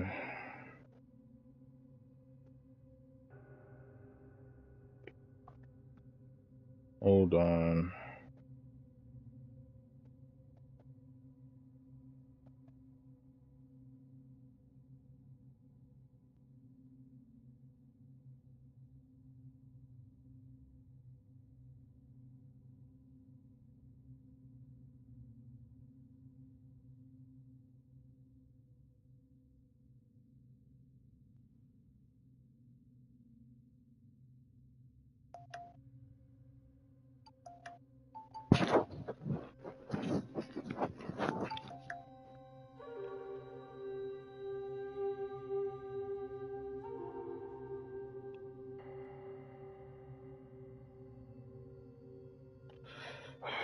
Sorry, and thank you very much to thank you very much to Mr. Adams for your generous help, man. Really appreciate it, and to everybody else who had sent something. Sorry, I had to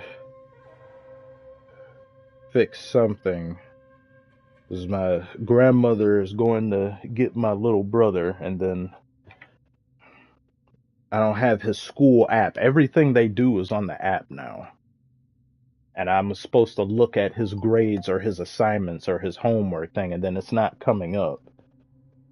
And that it was supposed to send me updates and things when he has an assignment or he has something that he has to do, and then it's not sending it. And she was like, "Oh, did you get this looked at?" And I was like, "Oh yeah, I didn't set it up."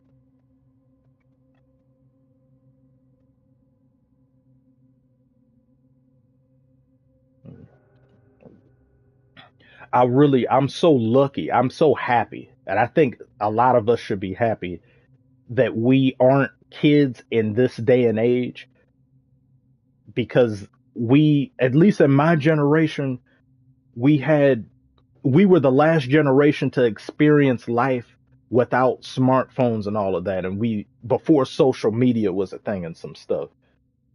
As we were growing up is when the smartphone was introduced.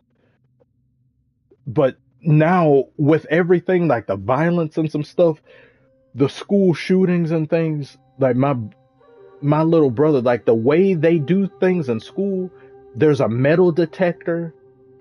You can't walk into certain places. You need to press a button, and there needs to be a thing where it's a telecom thing where you say, "Hey, I'm going into here." They can't. They don't have the freedom to walk about the school. They can't bring backpacks in the school really because if people might conceal something. They don't have books with them that they bring from class to class. The books are already in the class, but they can't really leave the class. Everything is done by the app. You just, you lose a lot of that feeling of school and just being a kid. It's just lost on you. You feel as though you're shackled. Feel really bad for them that's growing up here. On top of having access to social media where you can see random bits of evil and things that kids wouldn't normally ever come into contact with or know about until they're well into adulthood and they're seeing stuff like this every swipe of a finger. It's just bad.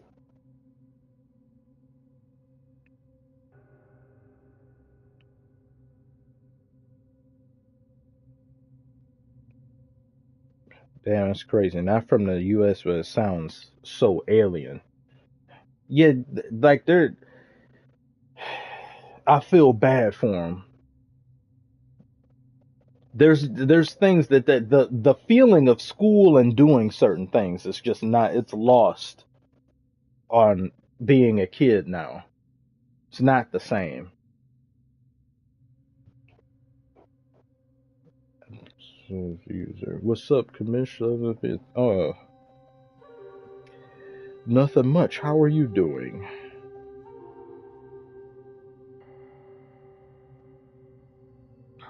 Not to mention that it's like back in the day, like those days of you come back to school and everybody's just got through watching either over the weekend some new cartoons premiered or WWE. They're like, oh, did you see what Stone Cold did to Triple H? Oh, did you see this and that? Oh, did you see Friday Night SmackDown? Oh, did you see that? And you come back to school and talk about it with your friends, or you talk about a movie. Now it's all about, hey, did you see what Jack Doherty streamed? Him crashing his Lamborghini? Or did you see Neon stream and call somebody this and that and be racist and that? Did you see this? Or did you see that trash, absolute garbage and filth?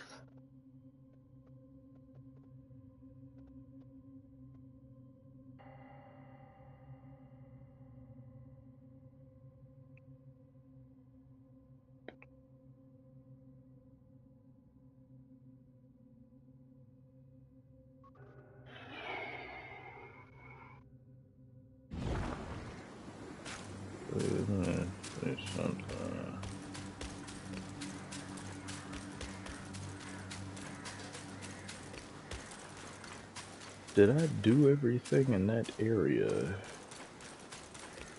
Okay.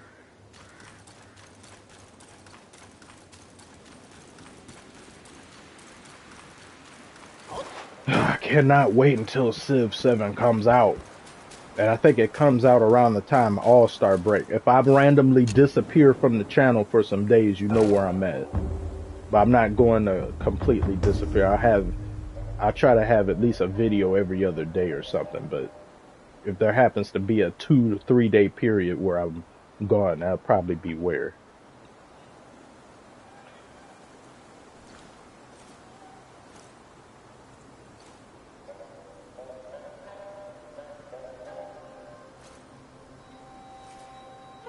Did you like Civ 4? That's my favorite one. My Civ 6 was,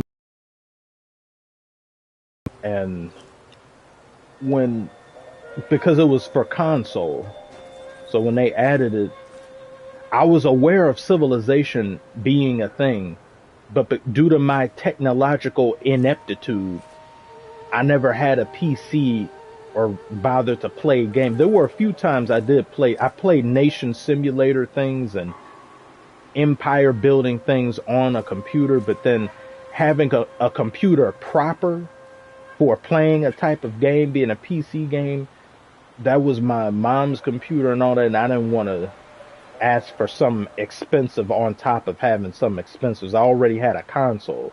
So the PC thing, I just say is, I don't know, it's not gonna be something that I can feasibly get. And then when they added Civ 6 to console, my friend had told me, and I was like, oh, and I played it, immediately fell in love with it. Immediately. Beautiful.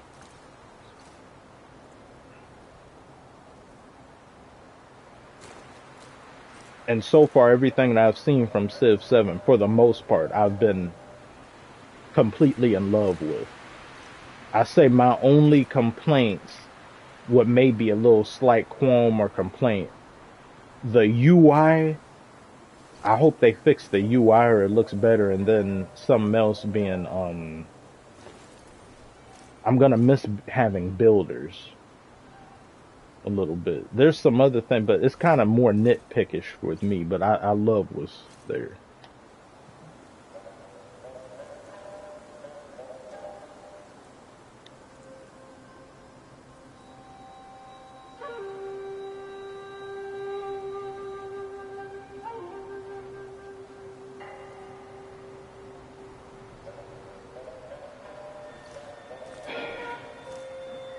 Oh, thank you very much, Matthias. Thank you.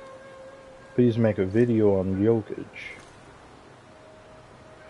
Yes, I will do that. Why is this thing is messing up? Hold on, I was trying to read some people's messages, but it's not updating.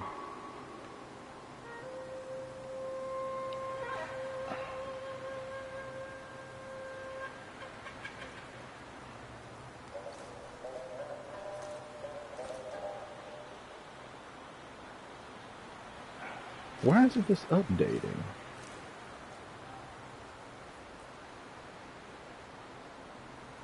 Okay, oh, here it is. Are you familiar with European basketball?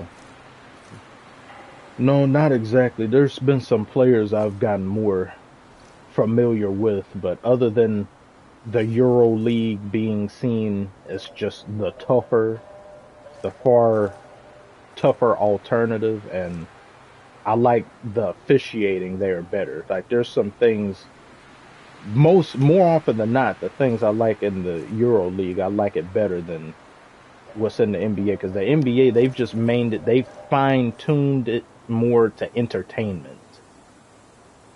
So we make things as entertaining as possible, and unfortunately that has a lot to do with minimizing the defender's capabilities and maximizing the offensive players thing for maximum enjoyment.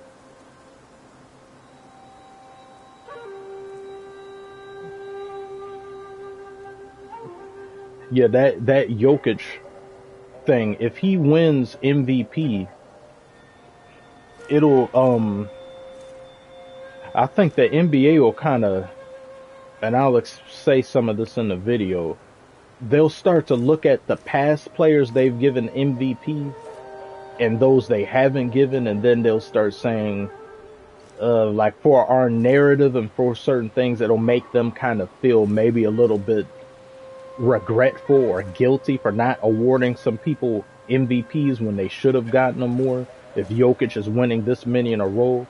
And then you'll also have people who are angry primarily on LeBron's behalf, and some people saying that why hadn't LeBron get one? I believe there were times like LeBron should have more MVPs, Jordan should have more MVPs. There's a lot of players that should have more MVPs, and with that Kobe being one of them too.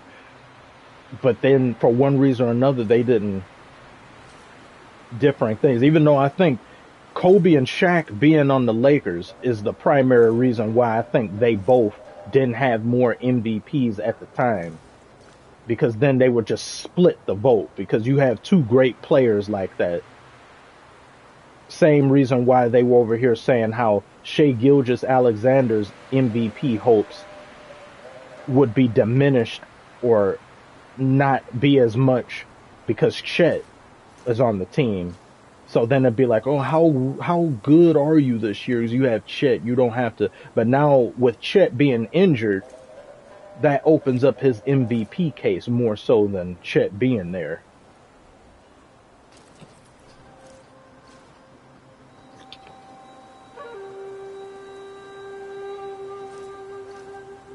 It's a close race between Jokic and Simmons. Yeah, for what, Rookie of the Year? Yeah, he's still trying to get that Rookie of the Year.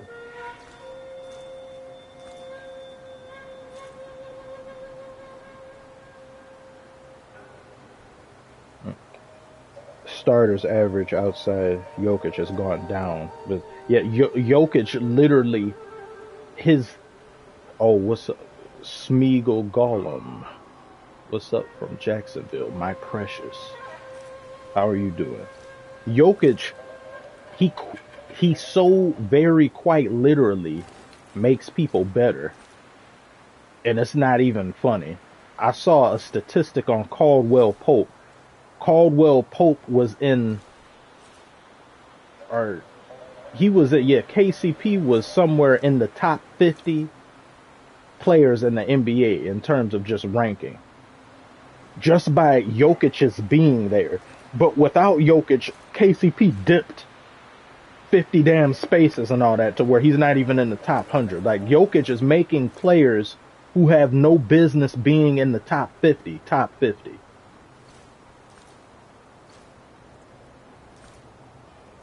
and just doing what he's doing and his availability. Because I know he isn't around right now because I think his wife had a baby. So, but you're seeing the Nuggets for what they really are without Jokic, and you see how much better he makes them. It's ridiculous. NK Junior 100, what's good from Rwanda? Congrats. Thank you. Thank you so very much for tuning in. How are you doing today? D'Lo strongest soldier. AD is still my MVP right now. His number increased along with how much better Lakers got minimum roster. It means a lot. Yeah, Anthony Davis, he just does. He's such a versatile defender with things. Like, I've seen him be able to hover and then he just stays around some of the guards. He can deal with them. He can deal with where Jokic, it's like Jokic isn't, in my opinion, able to really deal with just a fast guard. But AD, I've seen AD he's a hound. Just knowing that he's there, it's just a very unsafe feeling. Being mid-range or trying to go to the paint with AD, his presence being there, and him getting just the steals and the blocks that he gets, as well as just being that freedom to not just be center, where I think now more so than ever people are becoming more accepting of Davis not just playing center, because for a while it was just, Davis, you don't want to play center because you're soft and you don't want to, but he's the best version of himself when he's not center. Not necessarily, not just because of center being rougher for him to play, but I think just because of his ability to do multiple different things defensively and to be more fluid and not just tied down to that position. AD also shooting 42% from three to see. Damn. Yeah, I gotta get to work on making these damn videos. I gotta talk about them and how they're doing. Like, I could damn near, I may end up just having, it's November 19th right now. I may end up having 2 videos a day for the rest of the month. Just because there's so many different things that I have on the back burner that I haven't discussed, and there's things that's going on. So I may have that, and that won't be too difficult, because when this season started and stuff and how it's not too difficult. The most difficult upload schedule I've ever had was last playoffs, where I didn't do things right. I literally tried to cover every single game and it just wasn't working properly. Because some games would overlap with each other. So if I'm looking at game 1 of something, game 1, and then there's another game 1 that starts.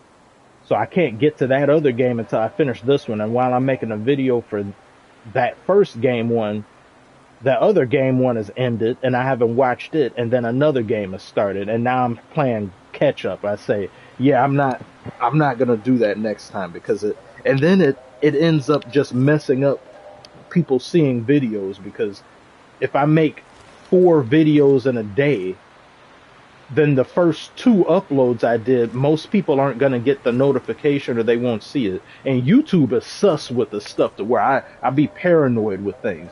I've actively seen people say they don't get notifications when I make a video, or they won't even know that I even made the video, period.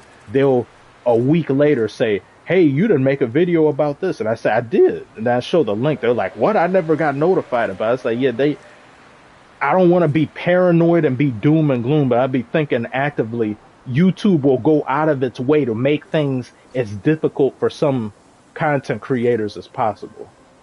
Where some channels get pushed more and they have things go easier for them.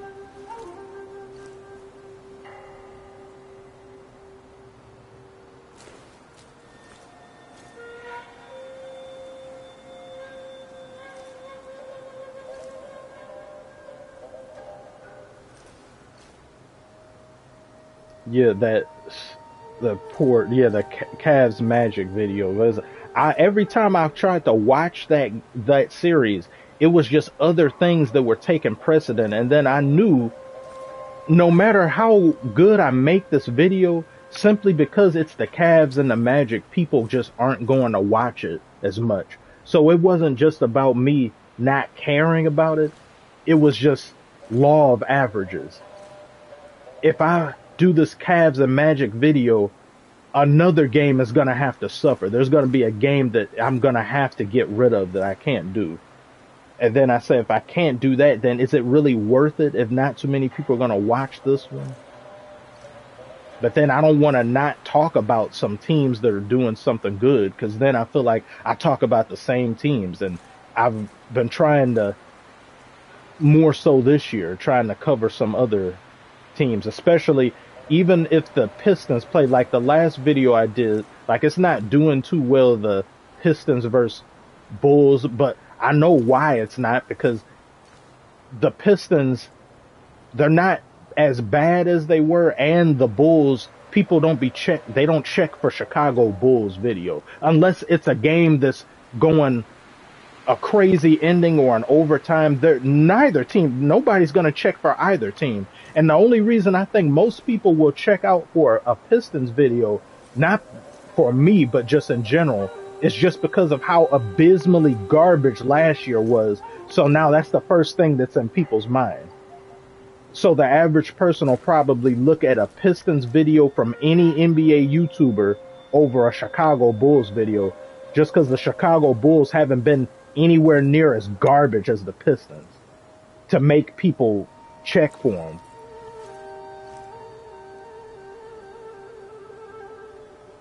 You should low-key post the links when you upload, like on Twitter. Yeah, that should be something I should do. I mean, the NBA didn't care. I think the whole series was a league pass or so. Yeah, the NBA didn't care either. They would interrupt the game with another game. So it made watching that even harder. So y'all going out of your way to tell me y'all don't care about this.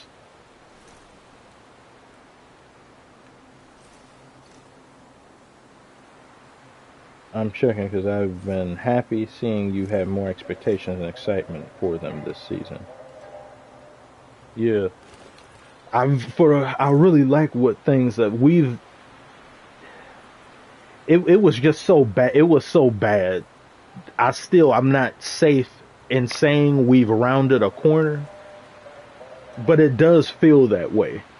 It genuinely feels like we may have made it out of hell now.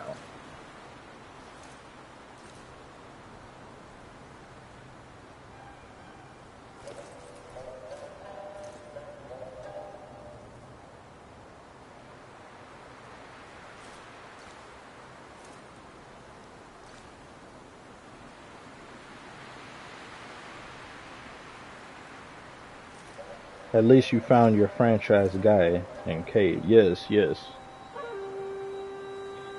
I'm seeing Cade. He just looks like he's having.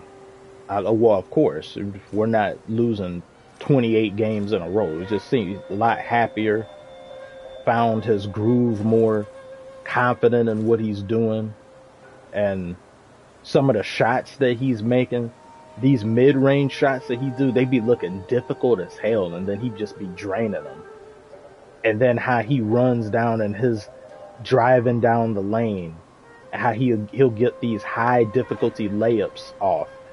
And then him with his shooting has improved. I'd like it to be a little bit like, I hope it gets somewhat better, because there've been some shots that, and he's not the type of person that. He's not score first thing.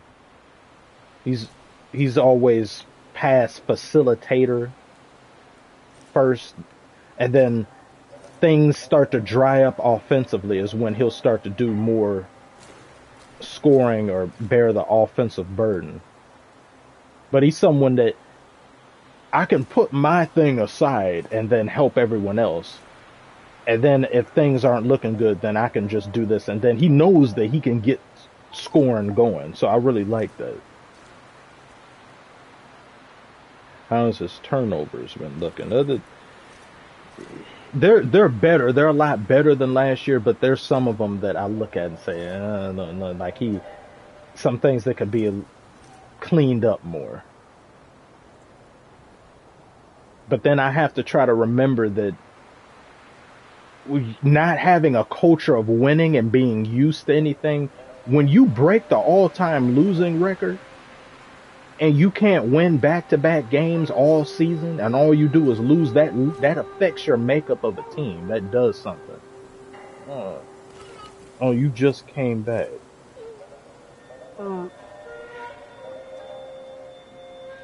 You in the way of the camera. Move out the way. You're in the way. You could wave to the camera or something. Just wave to the camera. You don't show it. You're in the corner.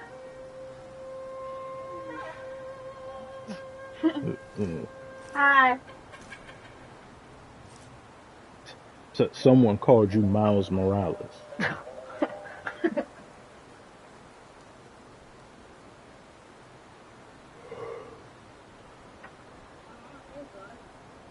Mm. Yep.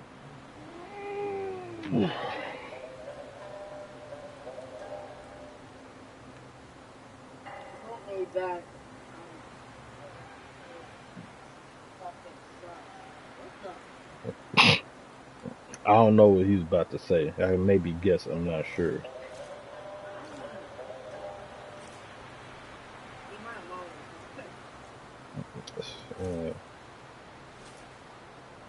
Wait, where's that order? Is it on the? What did you bring it in? What closed the door?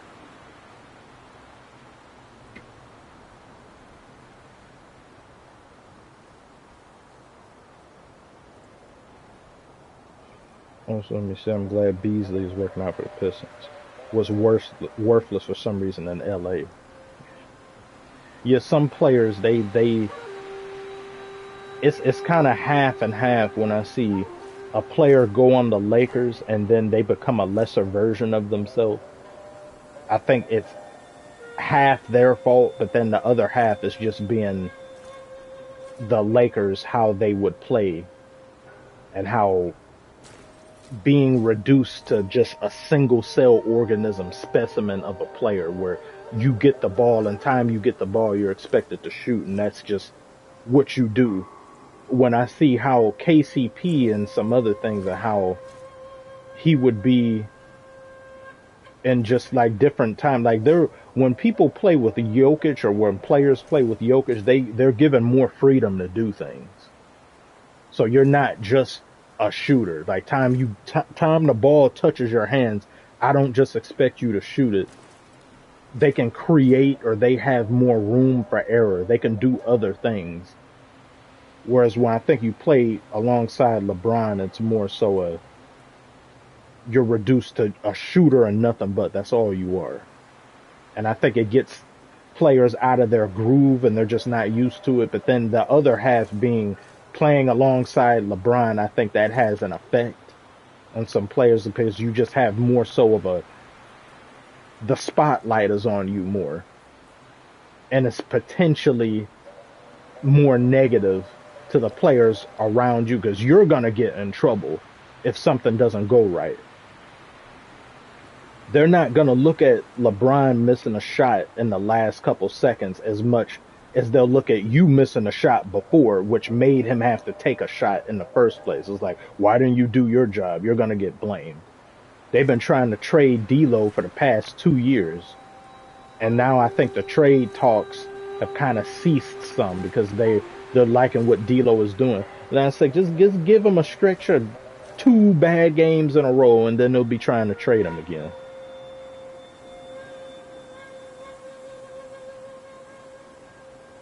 Playmaking wise, Jokic doesn't need as rigid a team setup to work. You know, like they're both Hall of Fame playmakers, but there's definitely fit issues. Yeah, because it's just they can just slot in better than a LeBron. Any of the stuff about him aside, like Kevin Durant, to me, I think Kevin Durant slots into a team even better than Jokic. Not saying that he does better than Jokic in certain things, but Kevin Durant is just so he's so close to zero low maintenance and how he affects a team by his being there. Because he can be whatever. He can just turn into a shooter. He doesn't disrupt anything. You could put Kevin Durant on, I think, any team in the NBA, and it won't affect the makeup of the team or the chemistry of the team. He can just slide into anywhere. I think he get more so than really any star in the NBA. I think Kevin Durant that's unique to him. Almost in NBA history. He just fits everywhere. More so than I think Jokic, and a lot more than a LeBron. And the levels being like the difference between Jokic affecting a team potentially negatively by just his presence and just him maybe being the system, and LeBron is gargantuan, to where I think Jokic isn't somebody that is going to have, is minuscule to next to non-existent negative effect on the team, as close to zero as possible. Maybe like 1% Jokic may affect the team negatively. And then Kevin Durant's, I think, is 0. And then LeBron's, I would say, is like 50% just because of the way he plays. He needs the ball in his hand.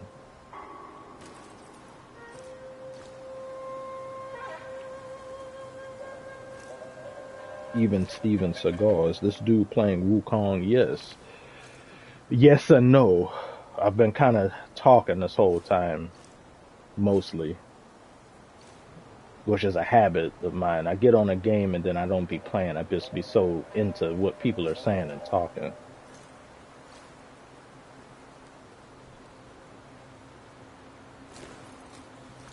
Do Nuggets versus Lakers count as a rivalry? No. If it's a one, it's like having a crush on somebody that doesn't know you exist. Nuggets were just beating the Lakers constantly, and that one game they won against nah. In order for me to consider something a rivalry, you have to have beaten your rival in a series or something, like at least halfway, to make it up in the air with people. I don't know who, like, take the greatest rivalry probably in sports ever, being Celtics and Lakers. You got 1 year we're facing each other in the finals. Oh, I beat you that time. Then next year, oh, you beat me this time. And then you just don't know. You're wondering who can win, who's really better. But one-sided affairs, even the Warriors and Cavs rivalry is barely a rivalry to me. Just because it's in 2015, if Kyrie is there, if Kevin Love or Kyrie, one or the other is there, I think the Cavs can win that series. But then in 2016, that ejection, so-and-so's ejection, affected a lot. But then when he came back, they still couldn't win. Like, they were in their own head.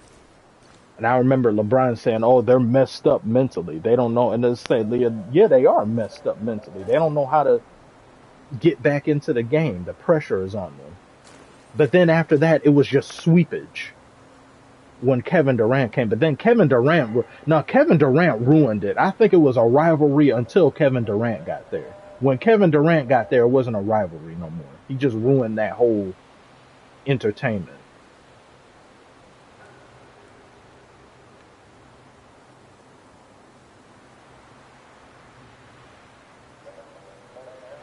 Pedro says, I can't grow a beard.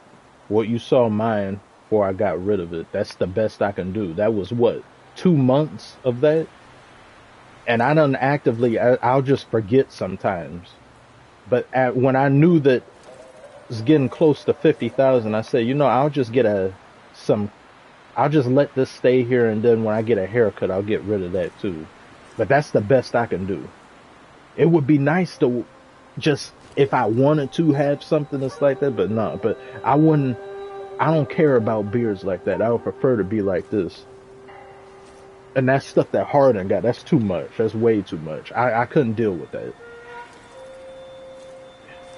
Because I was getting irritated with just either eating simple stuff and then it's like hair here and there. And then now picture somebody that's like a Harden with all of that there. How do you eat and how do you do anything with that not constantly irritating you? There's no way you eat soup or anything without it just going into your beard. What, you gotta wash your beard, then you wash your face? Like, nah, forget that.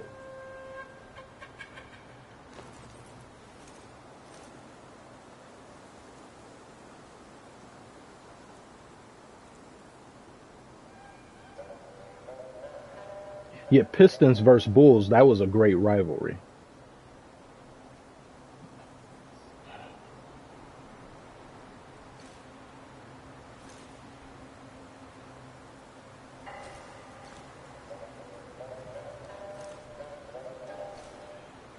Is that one of the kids?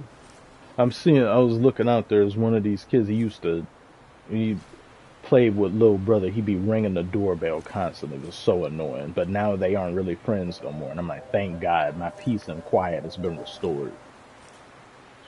I see him walking by talking to some other guys. Like, I know you ain't coming over here. I ain't got time for that.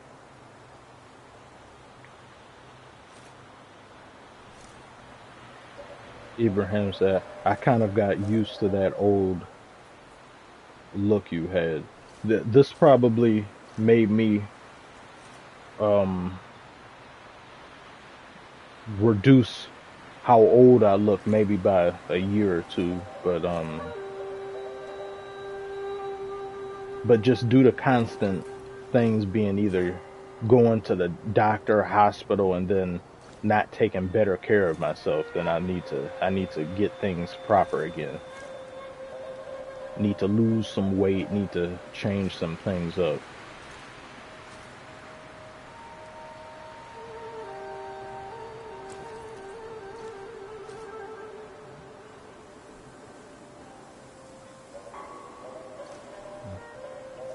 Biggest rivalries and again, two I could think of. Mavs, Suns, Celtics, Heat. Yeah, Celtics, Heat is always something. Now, with Porzingis being there and just how the team is constructed, I don't know. I think at most Heat could get 2 games off the Celtics in a series, but I don't have the Heat beating the Celtics as presently constructed ever again in a series. Before Porzingis got there and before uh, Drew Holiday, then yeah, but now, nah.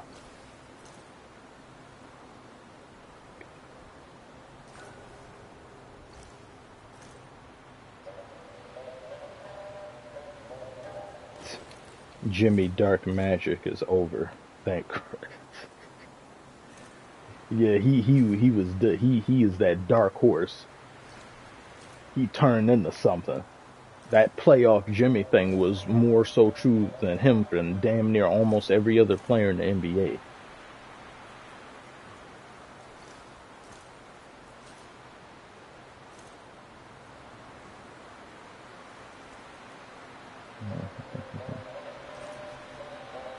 Yeah, I look forward to when Anthony Edwards and John Morant they play a game against each other.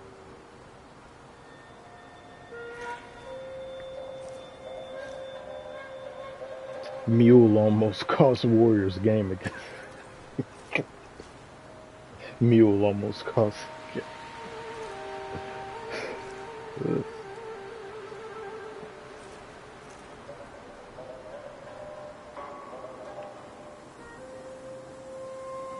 He been acting up too. He did something. Did anyone see the clip? He had a player's ankle, and then he had it in his arm, and he's doing it again. This is actually his third time. He's done something dirty now almost 4 times so far this season. I just haven't made a video about it.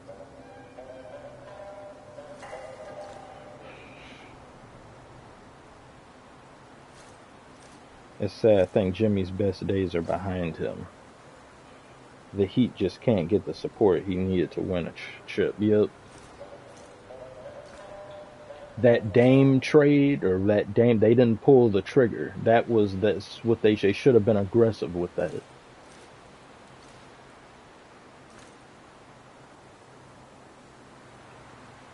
Had opportunities and things, but and then didn't in the bubble when they played the Lakers in the bubble, didn't two key players in game 1 get injured against the Lakers?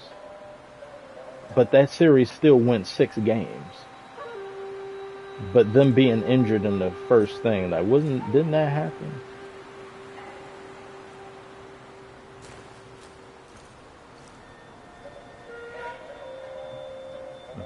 Oh, that crackhead Tyler Hero. I don't know what's gotten into him this year. Yeah, Dragan Hero. See, that's somewhat of a deciding factor in how that series could have gone, because if they don't get injured, and what they did against the Heat, it's not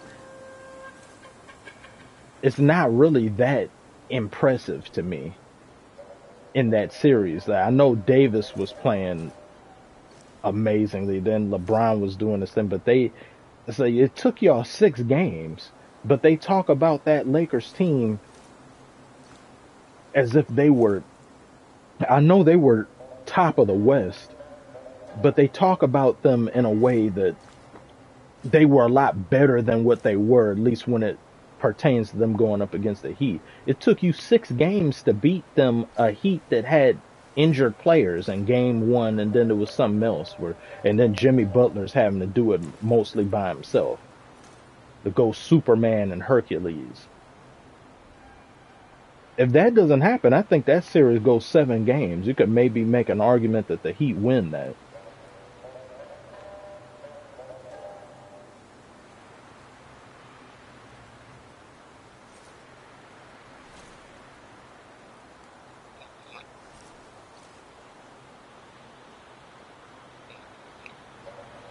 Jimmy shot, he's leaning over, exhausted. Saying, yeah, that Jimmy shot is iconic. That man tired. He got to do it all by himself.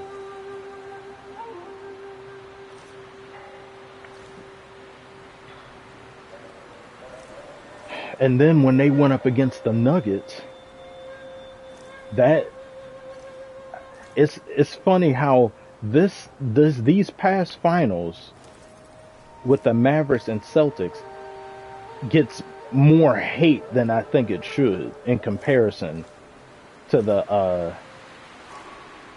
I think people's disappointment and frustration with how that turned out is more so the reason of why they're upset. Because I thought the Celtics and Mavericks series, I thought that was potentially going to go 7 games. And for it to just be anything but that and to just go 5 games, very disappointing. But the Nuggets versus Heat series, time that series was a thing, I said, Heat not winning this. If y'all get a game, that's all you getting. You're not doing nothing against Nuggets. Like, to me, that was a more boring finals than the Celtics versus Mavericks. The Mavericks and Celtics one is just far more disappointing. But y'all wasn't doing nothing against Jokic. And the game in which they did do something against them, Spoelstra was playing in a way or he had them playing in a way that they were eliminating Jokic's options. They were freezing everyone out. They were doing zone and all this other stuff to keep Jokic from being able to conduct the offense and play the orchestra. So now Jokic has to do things more himself. And then they lived with Jokic being the primary scoring threat. So then they'd be like, hey, I mean, if Jokic wants to get 30 points and whatever, then yeah, okay, let Jokic get 30 points. You ain't getting no triple-double, though. You're not getting no 10 assists. You're not getting nothing else. That's all you go get us points, and they ain't gonna help you. And I was like, yeah, they played them beautifully. But then after a point, that just didn't work no more, because then others started to do better. They weren't able to just keep everyone else frozen out. and they didn't have an answer for Yo. There was just nobody to deal with him. Bam couldn't really deal because Jokic, he be doing them shots that it's like, what is that? I'm gonna put that in the video when I make that. Yo, it's like, what? When he did that shot on AD, when the first, not this year's playoffs, but last year's playoffs, and he did that shot on and AD that's about as great defense as you can play on Jokic. He does that, and Davis's face, he's what is that? How does he do that? I gotta tell Davis was mad at. He was like, ooh.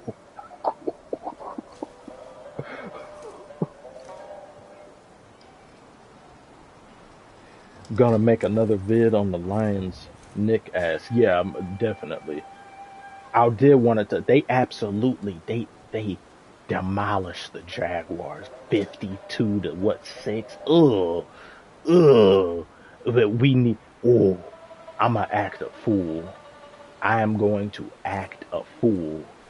If we end up getting Lions versus Chiefs in the Super Bowl, please. And the Chiefs lost too. Yes! Finally. Put an end to that.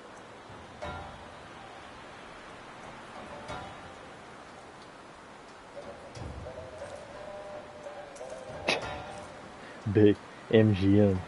Bless AD's heart. Ain't nothing he could have done to Yoke. That's got to be so demoralizing.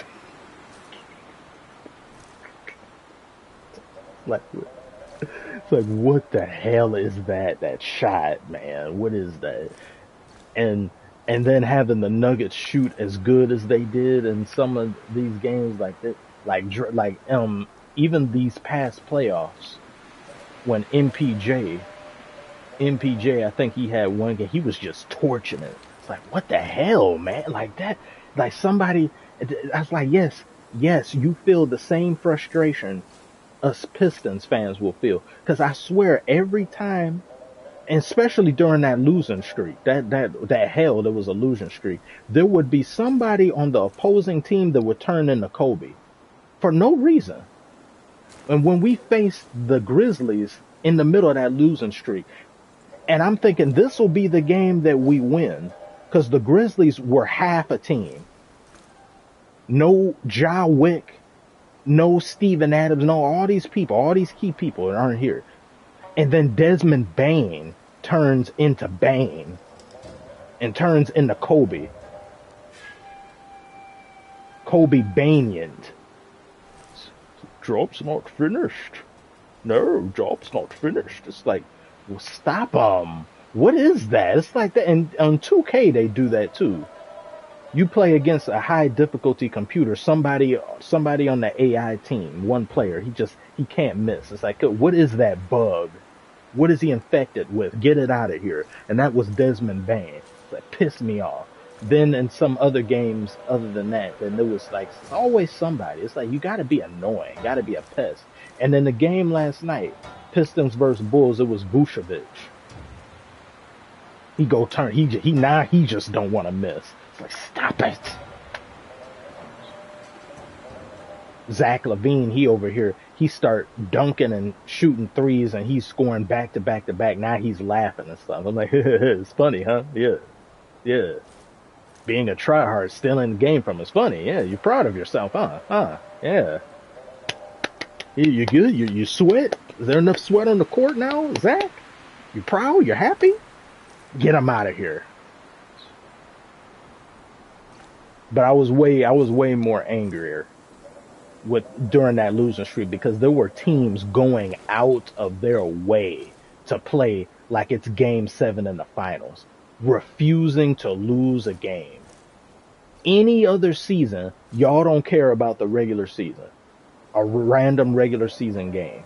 But because it's against the Pistons, I'm Jordan game 6 now. I'm just like, ooh, to hell with y'all. To hell with you. And the Brooklyn Nets, they pissed me off last year too. Because we faced them 2 times, I think, back to back, and they had the nerve to win both games. But then the game after that, they faced the Bucks, and then they want to go on rest. Oh, we're gonna ooh. And one of them was talking. He's like, "Well, yeah, everybody knows what's going on in the league. Nobody wants to be that team." I swear, if I could.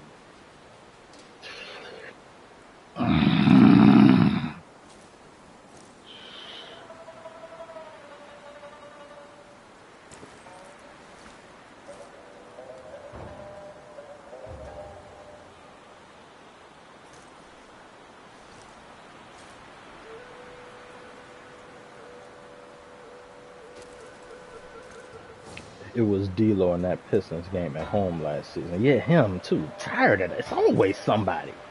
Oh, it's got to be one person.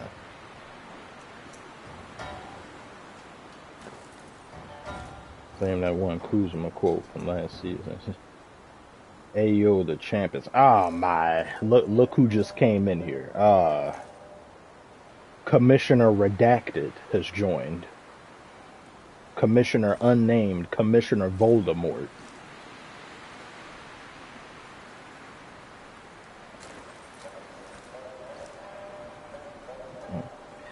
Yeah, so far so good. The Pistons aren't that team necessarily this year, but like I hesitantly said, I believe we've rounded a corner. But at the same time, I don't want to plant a flag on that and then we proceed to randomly have a losing streak and then stuff goes sour. I want to I have hesitant optimism, but I really like what I've been seeing so far. The team feels different. They play different. People act different.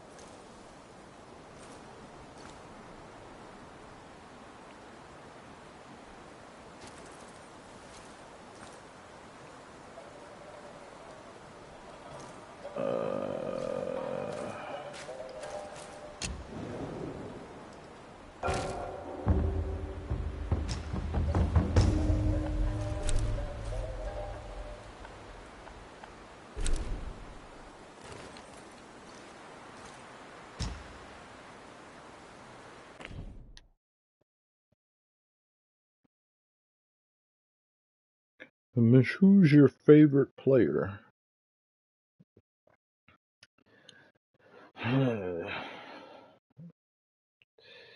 It may be.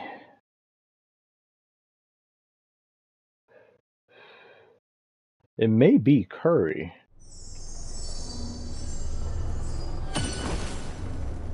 Might end up being Curry.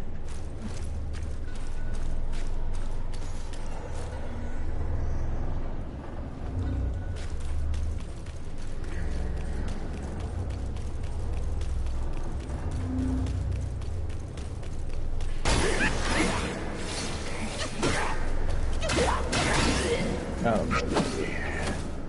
I'm far too strong, far too powerful. I need to find a boss to whoop on.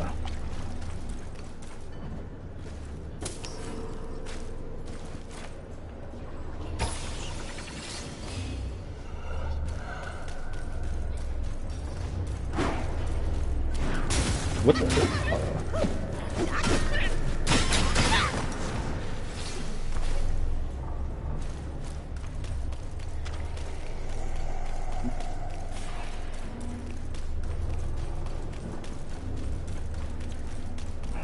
I don't feel like going up this whole pagoda.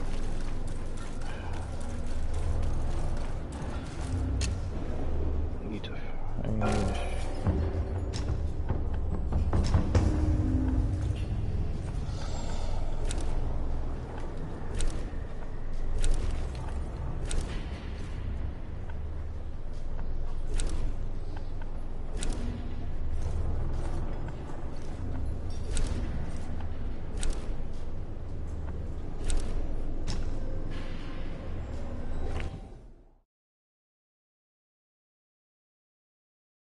Tom Gore's got to fly the baddies in.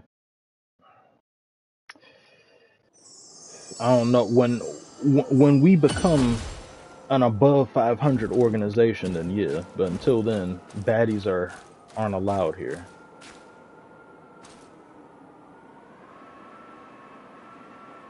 if there are baddies at Detroit games, you gotta at least think they must be genuine fans, because baddies at Detroit Pistons games, like, you gotta actually care about the team. You're not just there just to show out and scout for your next victim like they be doing in LA and some things. My hate for Curry is deep. Why is that? JJ Mine, why is that? How you feel about NBA on NBC next year, bro? NBA on NBC. I don't know. Feelings aren't. I'm not too sure yet. Shouldn't. There have been things they've done airing wise that haven't been good. So maybe this could be better. I'm not too sure. I don't know. Is it exclusively on NBC?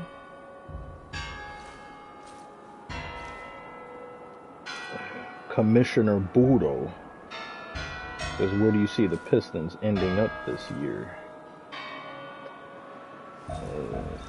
Ideally, I'd like us to be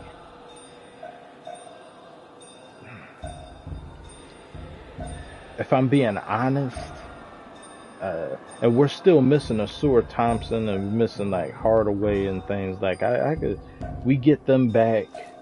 Bobby Clinton plays certain way, or they have him in the rotation. Then, I mean, we have the talent to where we should be above a certain threshold in the East, kind of like how we are now, where there's some. But this season is starting off weird for some teams. Some teams have fallen a certain point that I say, what, y'all shouldn't be there.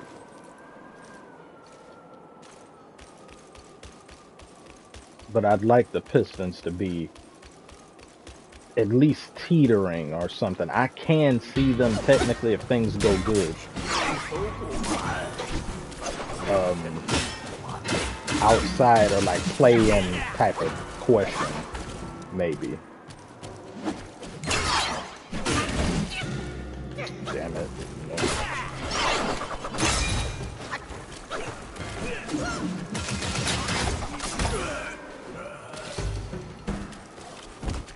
Fool. These monks that be in here piss me off.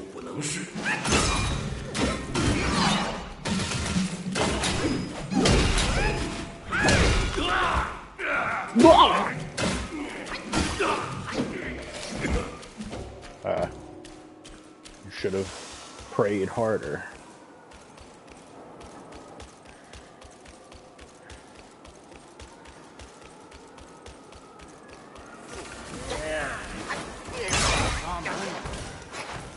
I'll come back for you. I don't have time for that.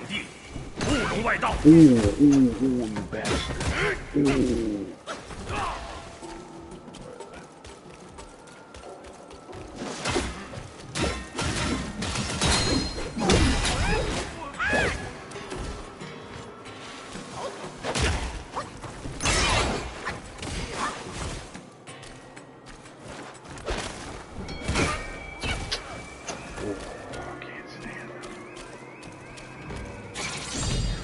Take this. Yeah, get swept up. And beaten.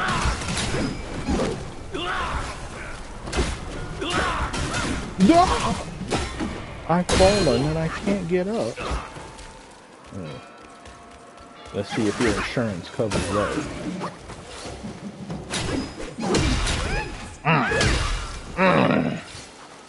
1,500 damage.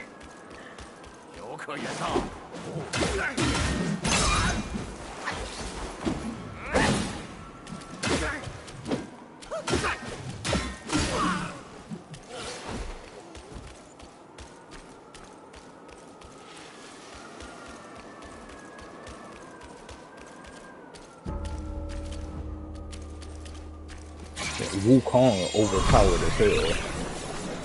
stuff you could do. Yeah, all of y'all go over there, whoop their asses. They think they can walk out here. They can go for a brisk jog. Nah. Yeah, look at this. Getting stomped out by the same person. Imagine. You're getting stomped out, getting jumped by one person.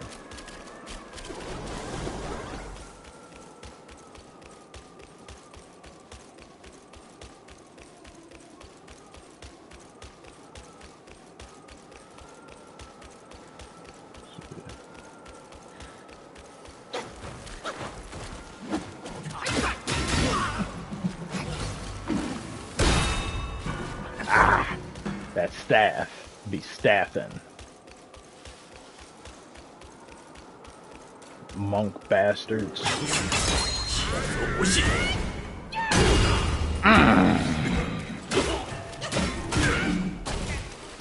They get on my nerves with that punch. Damn, man, I always miss time the circle.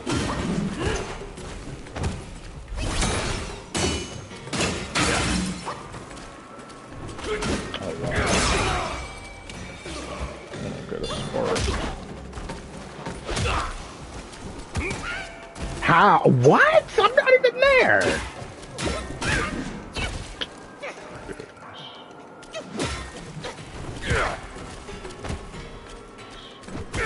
It's been a while since I played this, and I'm not doing it.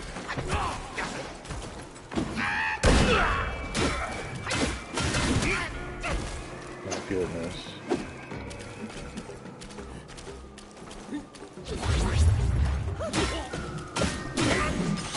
Oh my. Bad. Embarrassing me in front of everybody. Then this four-legged bastard. See. Actually, no, you'll get dealt with by many.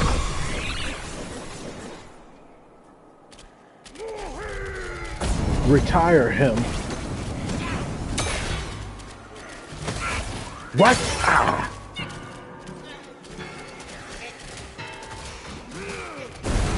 What y'all standing there for? Get him. Ooh, life. Ooh.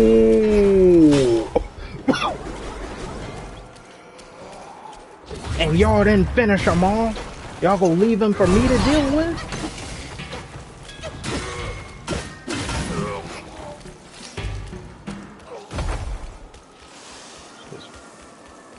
Where is he?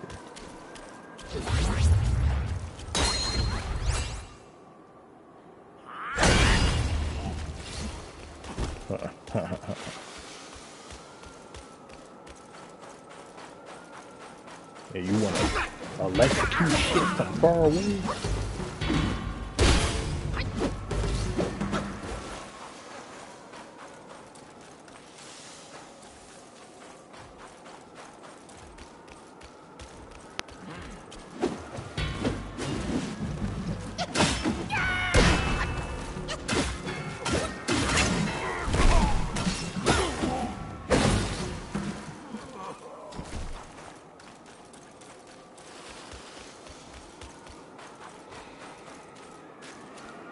Oh, another monk over there. Who just did that? Oh, that's this plant bastard.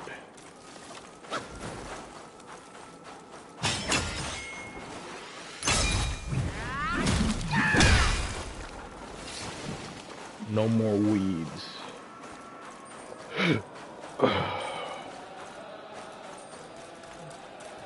I need to find a shrine to replenish my mana.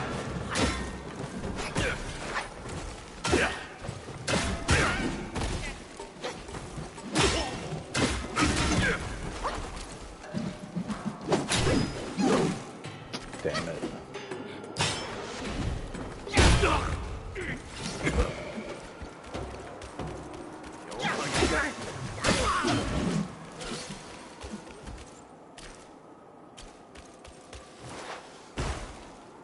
Thinking LeBron's going back to the Cavs.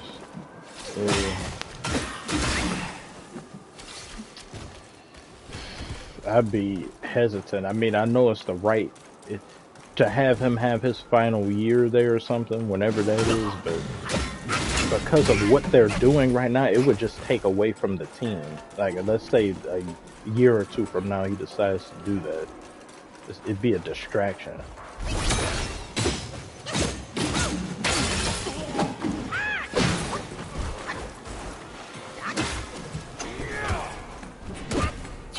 Damn.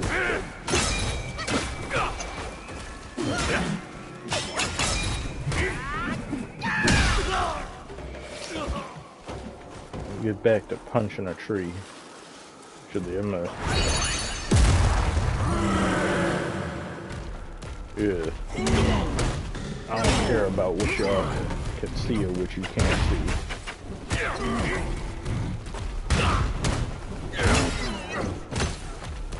Ah!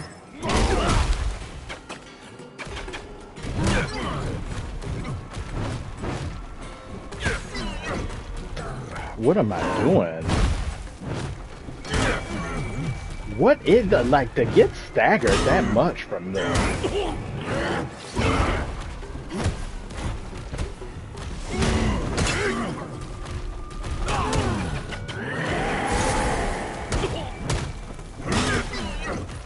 God, one punch for turning you back like that?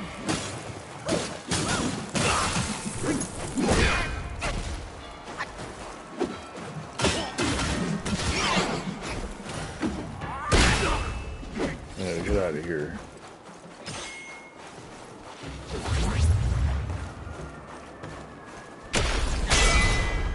Ha! Hurt your hand, didn't you? Oh! Oh! That hurt.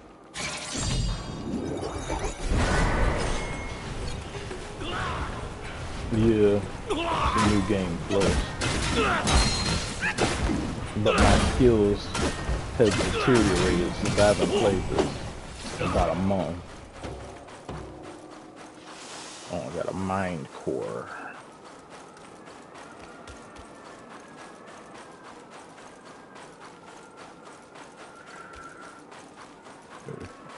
Ill tempo. What did Giannis do?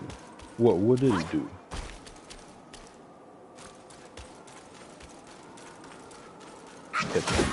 Get up.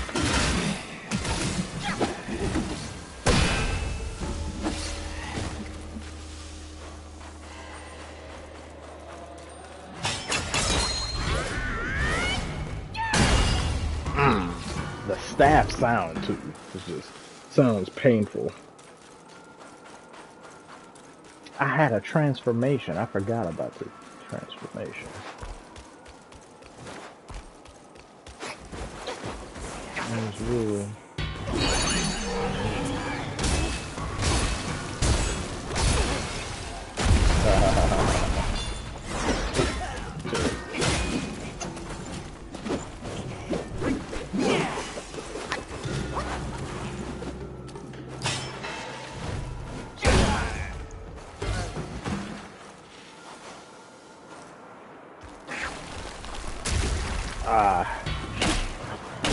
plant-based bitch.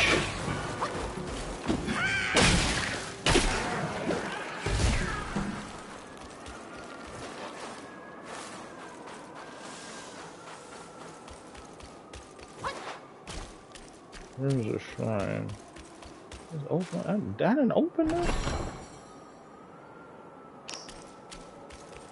Tiny piece of gold. What up, commit? Oh, Williams Hugo. How are you doing today?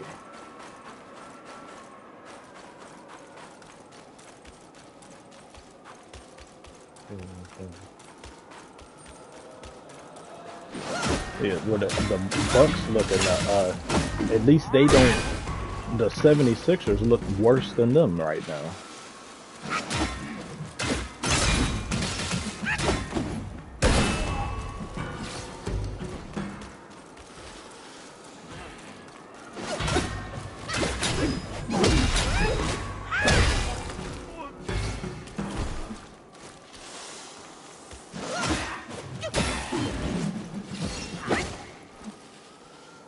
showing a black team and 10 terrorists coming.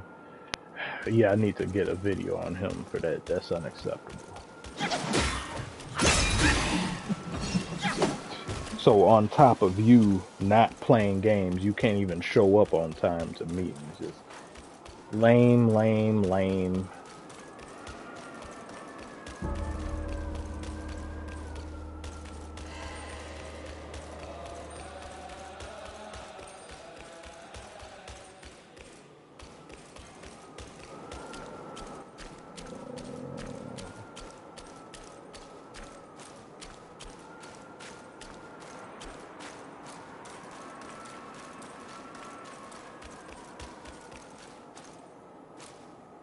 I'm leaving the temple. No, I want to leave the temple.